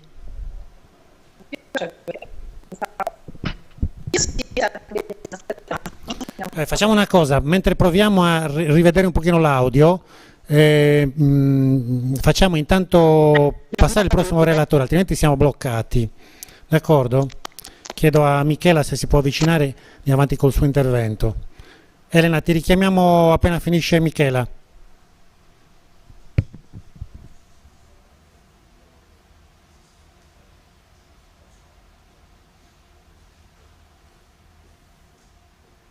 Mattia, attiva questo monitor. Sei già microfonata, vero? Sei già microfonata? Ok. Per favore le slide di Michela. Buonasera a tutti, grazie ai coraggiosissimi che sono rimasti fino a quest'ora. Io sono Michela Ceccarelli e ho l'onore di chiudere questa giornata, anzi no, perché speriamo che tornerà la Virago e l'ENP. Io vi parlerò di dati previsionali, cercherò di non essere troppo tecnica, anzi sfrutteremo la costa svelata proprio per fare un'analisi sulle previsioni del turismo sulla costa. Prima di iniziare volevo ringraziare per questo invito, non solo perché è stato un evento veramente molto, molto bello, ma soprattutto perché è un evento utile. Forse non mi sentite più. Dicevo, è un evento secondo me molto utile perché nel turismo italiano ancora facciamo fatica ad abbracciare l'idea che senza dati non possiamo andare da nessuna parte. Cioè dobbiamo ancora insistere sul discorso di dire è importante utilizzare i dati, è importante fare programmazione. Io oggi vi parlerò appunto del progetto Destination, che è un progetto sviluppato con il gruppo Zucchetti di cui facciamo parte, e parleremo appunto di dati previsionali. Vediamo se funziona anche questo. Ci sono problemi tecnici con il... Forse non è fuori dell'altro, è successo prima.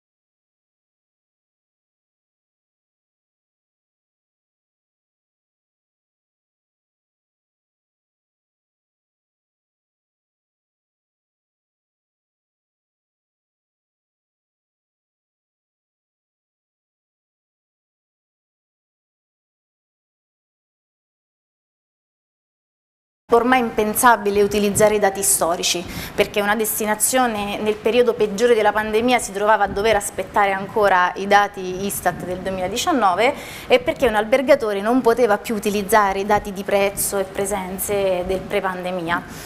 Ci siamo resi conto anche però che possedevamo tutti questi dati sulla domanda futura. Come sapete, Zucchetti è la più grande software house italiana e la divisione Hospitality raccoglie la maggior parte delle aziende che offre gestionali alle strutture ricettive. E con questi presupposti abbiamo creato questo Travel Data Lake, che è un contenitore, un enorme data hub che ogni giorno raccoglie i dati provenienti direttamente dai gestionali. Quindi il Travel Data Lake entra fisicamente nei gestionali degli albergatori e ricava insomma tutte le informazioni necessarie. Con questo primo step ci siamo voluti concentrare soprattutto sui dati di ricerca delle prenotazioni, non solo perché ci trovavamo in un momento in cui non si sapeva bene, nessuno prenotava e non si sapeva bene se tornati, ma anche perché il dato di ricerca delle prenotazioni ci dà tante informazioni in più.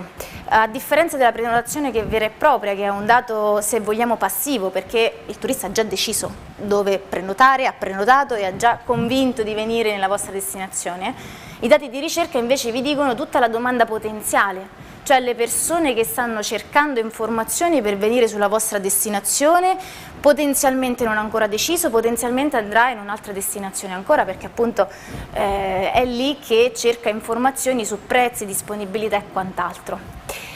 Questi dati sono molto dettagliati, come vi dicevo sono focalizzati soprattutto sulla previsione futura, ma in realtà nel momento in cui il turista va a selezionare il pernottamento, noi da lì abbiamo tutte le informazioni, quindi la nazionalità, che cosa vuole, qual è la data di check-in richiesta, quella di check-out e quindi la permanenza media, la booking window, e tutti questi dati vengono raccolti in real time. Considerate che questo data hub gestisce in media 15-20 milioni di ricerche ogni giorno e tutti questi dati hanno un livello di dettaglio geografico che arriva fino al singolo CAP, quindi pensate magari per le grandi città come Roma, Milano, Firenze, fa davvero la differenza avere un dato specifico tra un quartiere e un altro. Oggi vi farò vedere questi dati in chiave di lettura, quindi approfittiamo quindi per vedere che cosa è successo, che cosa succederà in Costa Smeralda. Considerate che tutti i dati che vi farò vedere questa sera provengono da un campione di strutture alberghiere del 59%, quindi il Travel Data Lake raccoglie i dati dal 59% delle strutture alberghiere della Costa Smeralda, quindi sicuramente un dato rappresentativo. Possiamo andare avanti. Questa che vedete qui, questo che vedete è un grafico che mostra, no? Slide indietro? Sì. Questa è una slide, questo grafico rappresenta le date di check-in più desiderate dai turisti, cioè i turisti che volevano venire in Costa Smeralda hanno selezionato queste date di check-in, in viola i nazionali, in verde gli stranieri.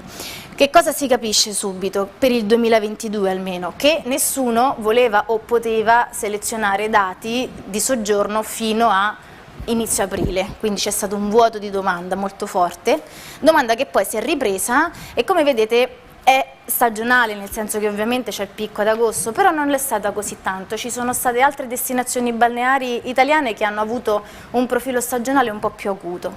Però che cosa si vede? Si vede che la destinazione è molto polarizzata sui fine settimana. Cioè vedete che ogni settimana, dove ci sono queste strisce grigie che rappresentano il sabato e la domenica, c'è questo picco di ricerche. Questo è indicativo di tantissimi fattori, l'accessibilità della destinazione, piuttosto che l'alta presenza di turisti italiani, ma anche il fatto stesso che spesso sono le strutture ricettive che offrono questi pacchetti sabato-sabato, quindi è assolutamente normale. Però bisogna considerare questo fatto che c'è ogni fine settimana questo grande affollamento. Un'altra cosa da evidenziare è che a differenza delle altre destinazioni balneari c'è stata una grande mancanza di quello che è stato il periodo primaverile, cioè la Costa Smeralda non ha intercettato domanda soprattutto per la Pasqua del 2022 e il periodo di maggio, quei periodi generalmente sono stati molto più alti anche in altre destinazioni. Guardiamo per esempio che cosa è successo. Noi sappiamo che quest'anno c'è stato un boom di turismo, non in tutte le destinazioni balneari, ma sicuramente tante destinazioni hanno avuto questo boom turistico. Qui in qualche modo lo quantifichiamo. Questo è lo stesso grafico che abbiamo visto prima, però allargando l'analisi tra inizio 2021, insomma con le ricerche anche prima del 2020, fino al 24 ottobre, quindi qualche giorno fa. Vedete che c'è stata un'esplosione di ricerche, le ricerche sono più che raddoppiate, sono state 2,5 volte più alte. La cosa ancora più importante è che sono aumentati tanto gli stranieri che nel 2022 rappresentavano una quota del 50% del totale, mediamente sul totale annuo, nel 2021 rappresentavano circa il 27% e con una quota, un volume sicuramente molto più basso, perché vediamo che le ricerche erano molto molto basse. Questo dato è molto importante perché ci permette di anticipare ancora la domanda, ma soprattutto ci permette di interrogarci su che cosa è cambiato.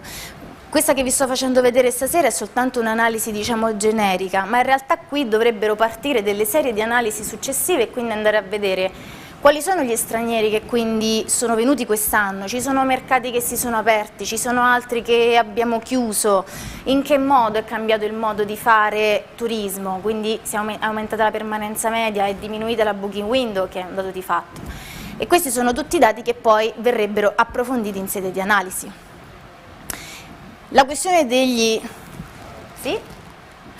La questione della composizione degli stranieri è veramente molto importante perché ci dice quali sono i mercati che sono più interessati a noi, non soltanto quelli che vengono effettivamente sulla nostra destinazione.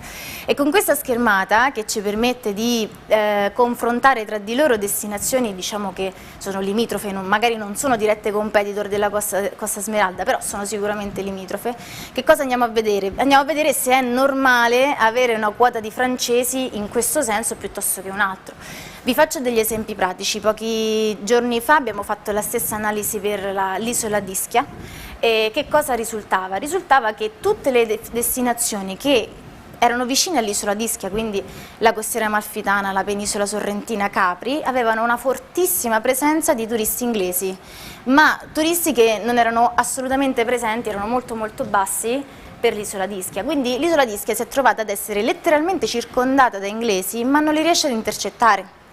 È per questo che è utile questo tipo di confronto. Un altro esempio pratico, primavera di quest'anno, la riviera romagnola non vedeva arrivare prenotazioni dai tedeschi. E anche noi vedevamo che c'era poca ricerca da parte dei tedeschi, sembrava un mercato un po' morto, quindi sarebbe stato facile dire quest'anno i tedeschi non verranno in Italia per 1000 motivi. In realtà abbiamo visto che la vicina Riviera Veneta esplodeva di turisti tedeschi. Hanno cercato tantissime vacanze e hanno prenotato. Perché? Perché vuol dire che poi bisogna andare a trovare il vero motivo, ma sicuramente la Riviera Veneta riusciva ad intercettare meglio i tedeschi piuttosto che la Riviera Romagnola, che non ci stava riuscendo. Qui mi ricollego con un commento fatto stamattina dal professore Jarc, che diceva che il dato da solo non serve a niente. È vero, questi sono tanti dati di visualizzazione, ma messi così non servono a niente. Bisogna fare le giuste domande ai dati per far sì che ci dicano qualcosa. E quindi questi dati, che qui sono solo in visualizzazione, devono essere interpretati a seconda della nostra domanda. Quindi ad esempio, se vogliamo sapere non solo la composizione dei nostri mercati, ma qual è la booking window, cioè quanti giorni mediamente ci mette un tedesco piuttosto che un austriaco a cercare un soggiorno, e questi dati diventano rilevanti perché vedete, ad esempio, gli inglesi ci mettono 70,2 giorni cioè cercano soggiorni a 70 giorni di differenza, mentre invece i belgi hanno soltanto 43 giorni, e questo è fondamentale sia in termini di pricing per l'albergo sia in termini di promozione, perché se io decido che voglio attirare più inglesi sulla Costa Smeralda, so che stanno cercando soggiorni tra 70 giorni, è inutile che faccio promozioni che non incrociano questo dato. E stessi ragionamenti si possono fare in base alla permanenza media, piuttosto che il segmento familiare. Decido che la Costa Smeralda ha bisogno di più famiglie, posso filtrare tutti questi dati per segmenti familiari.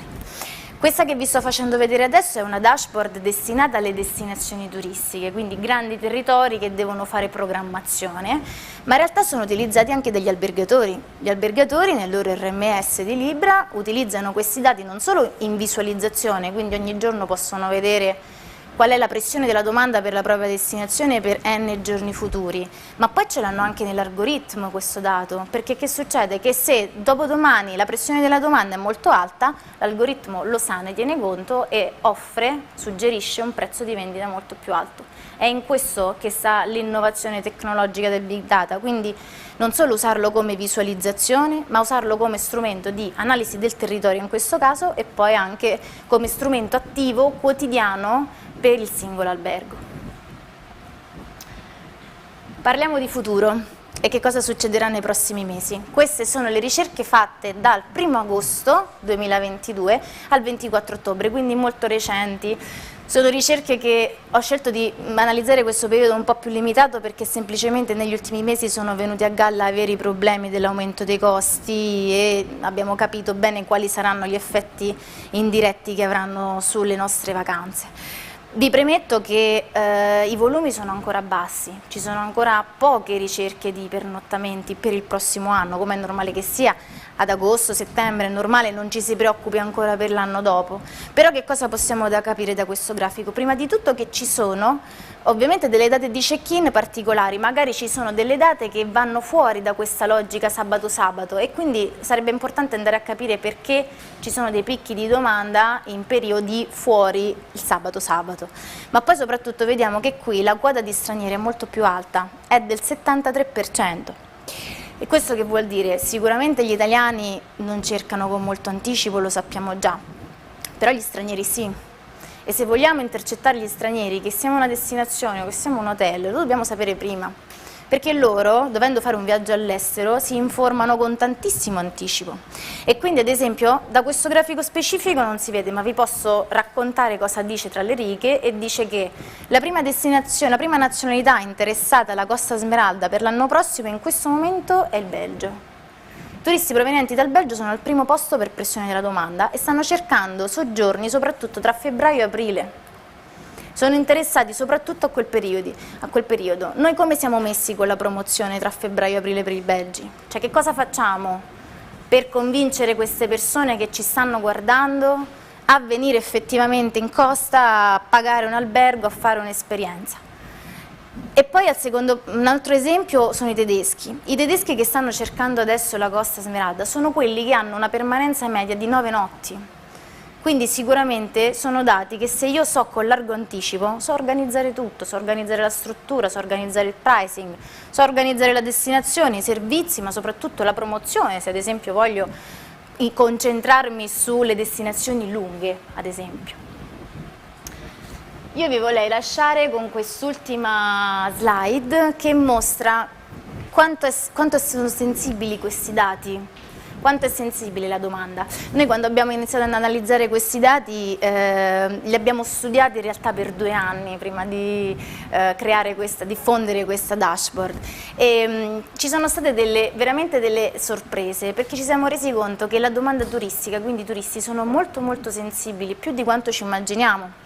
Perché magari finora abbiamo avuto dati molto aggregati, magari mensili, magari storici e non ci rendevamo conto, ma in realtà i turisti appena vedono una pubblicità, appena vedono un fattore di interesse, vanno subito ad aumentare le ricerche di pernottamento per quella destinazione. Questa ad esempio è la sul New York Times e quindi segmento statunitensi su un canale sia digitale che cartaceo. E queste sono le ricerche fatte dagli statunitensi verso la Puglia. Vedete che non solo c'è stata una reazione, ma posso anche dire esattamente quando la mia campagna ha prodotto qualcosa e se effettivamente ha prodotto qualcosa. Io non vi voglio, insomma, potrei parlare per ore, insomma mi fermo qui, vi ringrazio per la vostra partecipazione, per essere rimasti fino a lui. Vi ringrazio ancora per aver... Grazie Michele. Allora, riproviamo con Elena Di Raco, grazie a Michela naturalmente, grazie moltissimo a tutti voi che siete ancora qui. Riproviamo con Robert e con Elena Di Raco. Regia. Mi sentite questo? Elena, riproviamoci. Sì, mi sentite? Adesso sì. Oh, molto bene. Vogliamo riprovare con la presentazione? Tanto mi fermerò giusto su un paio di slide, Sì? solo per spiegare un po' meglio alcuni concetti che credo siano, insomma, anche un po' difficili da capire senza visualizzarli. Allora, la vedete?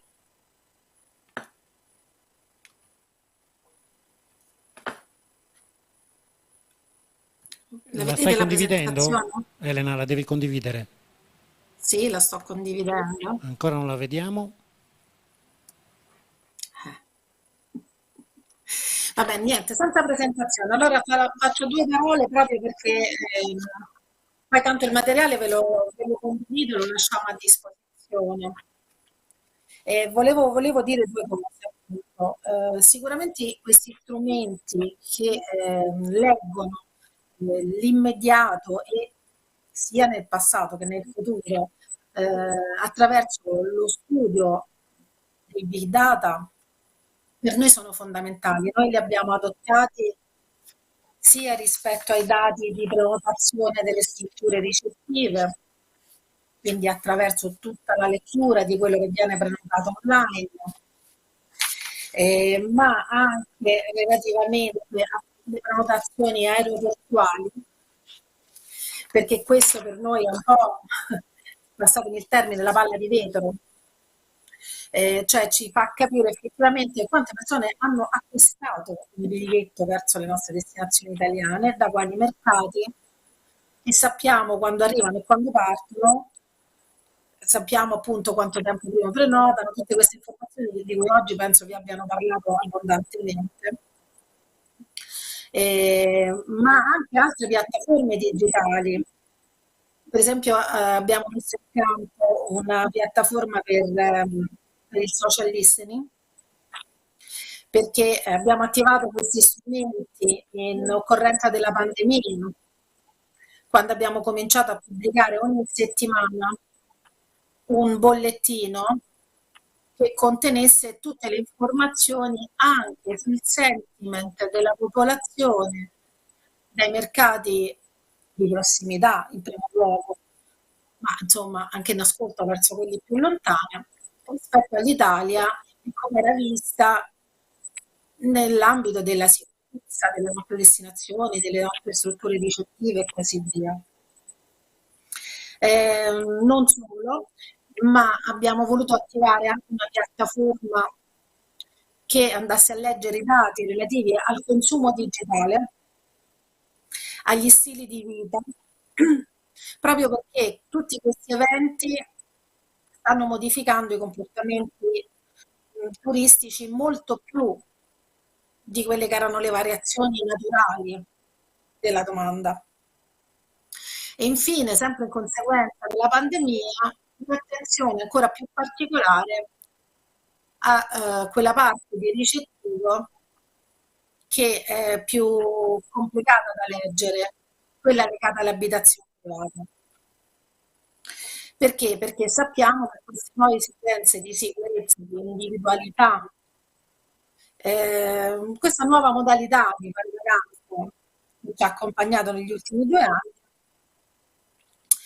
ha scelto mezzi e alloggi e anche consumi differenti.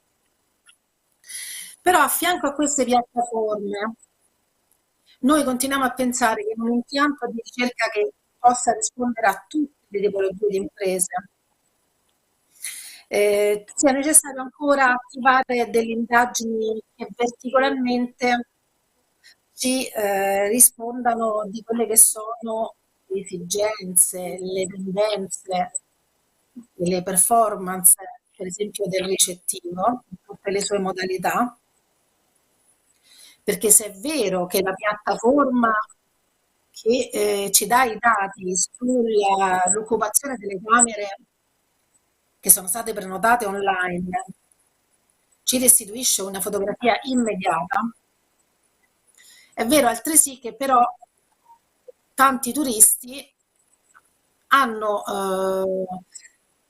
preso un po' l'abitudine magari di prenotare online, ma poi di non consumare online, e quindi le imprese penso che ce la possono confermare, come è successo anche quest'estate, di chiamare direttamente le strutture e prendere accordi diretti. Quindi dobbiamo continuare a monitorare la lettura del sistema del turismo da molti punti di vista, se vogliamo essere attenti a non perdere delle fasce chiaramente di domanda di turismo. Poi ovviamente ci sono dei focus che riguardano per esempio i mercati internazionali, sui quali andiamo a capire non solo l'attuale previsione, ma andiamo a capire anche la potenzialità, cioè le nostre destinazioni effettivamente quanto rientrano desiderata, quali sono i nostri competitor di prodotto oltre che di destinazione, e poi anche diciamo dei focus legati alle modalità di acquisto della vacanza nelle destinazioni italiane, perché se è vero che la gran parte viaggia sul web o in modalità individuale, è vero anche che una parte più diciamo legata ad alcuni segmenti, in particolare i senior, i baby boomers anche, sono ancora molto vincolati al consiglio del sistema di intermediazione. Questo è ancora più valido se andiamo a guardare alcuni mercati come i mercati long haul, in particolare il mercato statunitense, ma anche la fascia alta di alcuni mercati asiatici. E in questo caso non possiamo che ragionare sul tema dell'intermediazione, perché diventa una sorta di consulenza sui servizi da acquistare, e quindi dobbiamo leggere quel tipo di mercato non solo per l'orizzonte presente, ma soprattutto per l'orizzonte futuro. E poi c'è il tema dei consumi in termini di spesa, perché noi sappiamo quanto effettivamente ci sono stati momenti storici in cui il nostro turismo ha retto il numero di presenze, ma ha portato a casa in termini economici meno di quello che ci si aspettava. Penso diciamo, al momento dopo l'11 settembre, il crollo delle borse, insomma ci sono stati tanti momenti in cui noi abbiamo fatto i numeri, ma non abbiamo fatto i conti per bene. Ecco, quindi questo è un altro tema che sicuramente deve essere messo a disposizione delle imprese, perché dobbiamo capire che portare a casa un turista dagli Stati Uniti magari ci costa di più, ma magari ci rende anche di più. Così come magari può costare meno portarlo da un mercato di prossimità. Lucio, c'è qualche problema con il collegamento? Quindi riprendiamo noi in mano per la chiusura? Lucio? Ma io direi che oggi è stata una puntata di call to action dinamica. Siamo riusciti a mettere insieme due mondi che generalmente si sfiorano ma non riescono a compenetrarsi: il mondo delle imprese, il mercato, l'università, tanti professionisti, colleghi dell'università, però vedendo anche i feedback online, molto interesse. Abbiamo generato interesse, siamo riusciti a mantenere alta l'attenzione da parte dei nostri ospiti qua presenti, oltre che delle persone che ci hanno seguito online. Io direi, Gianfranco, siamo riusciti a mixare bene, sì. Non abbiamo parlato di dati, pur essendo il dato il centro della nostra attenzione, e forse qualche contributo l'abbiamo dato. Esatto, il miracolo di non parlare di dati pur parlando di dati. No, diciamo tantissimi spunti interessanti. Vorrei sottolineare solo l'aspetto legato a come il dato sia necessario sui processi decisionali a tutti i livelli, strategici, operativi, anche della piccolissima operatività, e quindi e oggi abbiamo visto a diversi livelli come siano importanti e come spesso avere la conoscenza, una qualità della conoscenza radicata, poi aiuti a prendere meglio determinate decisioni. Lucio? Ma a me non resta che ringraziare tutti quelli che sono oggi qui ancora presenti, quelli che ci stanno seguendo online, quelli che ci seguiranno poi che vediamo che c'è un'onda lunga di attenzione, soprattutto sul canale YouTube, che si prolunga nelle settimane successive, e raggiungiamo insomma un bel numero di visualizzazioni. E vorrei ricordare semplicemente i 2 appuntamenti ancora di novembre e di dicembre, che sono assolutamente interessanti. Allora, abbiamo il 30 novembre Come innovare, che abbiamo declinato in 2 modi. Il primo è dentro l'impresa, attraverso degli spin-off, attraverso delle business unit nuove, attraverso delle nuove opportunità dentro l'impresa, e poi per le start-up, quindi ci saranno due visioni a confronto che in qualche modo possono anche integrarsi, insomma, possono avere delle visioni comuni. E l'ultimo appuntamento del 14 dicembre, altrettanto interessante, li andiamo molto più sul pratico. È un tema che ci è stato sollecitato l'anno scorso da diversi operatori, e parleremo di come vendere. Insomma, è una bella sfida anche quello, abbiamo anche lì dei relatori molto interessanti. Vi ringrazio ancora per la vostra pazienza, per la vostra attenzione, e insomma, buon turismo a tutti noi.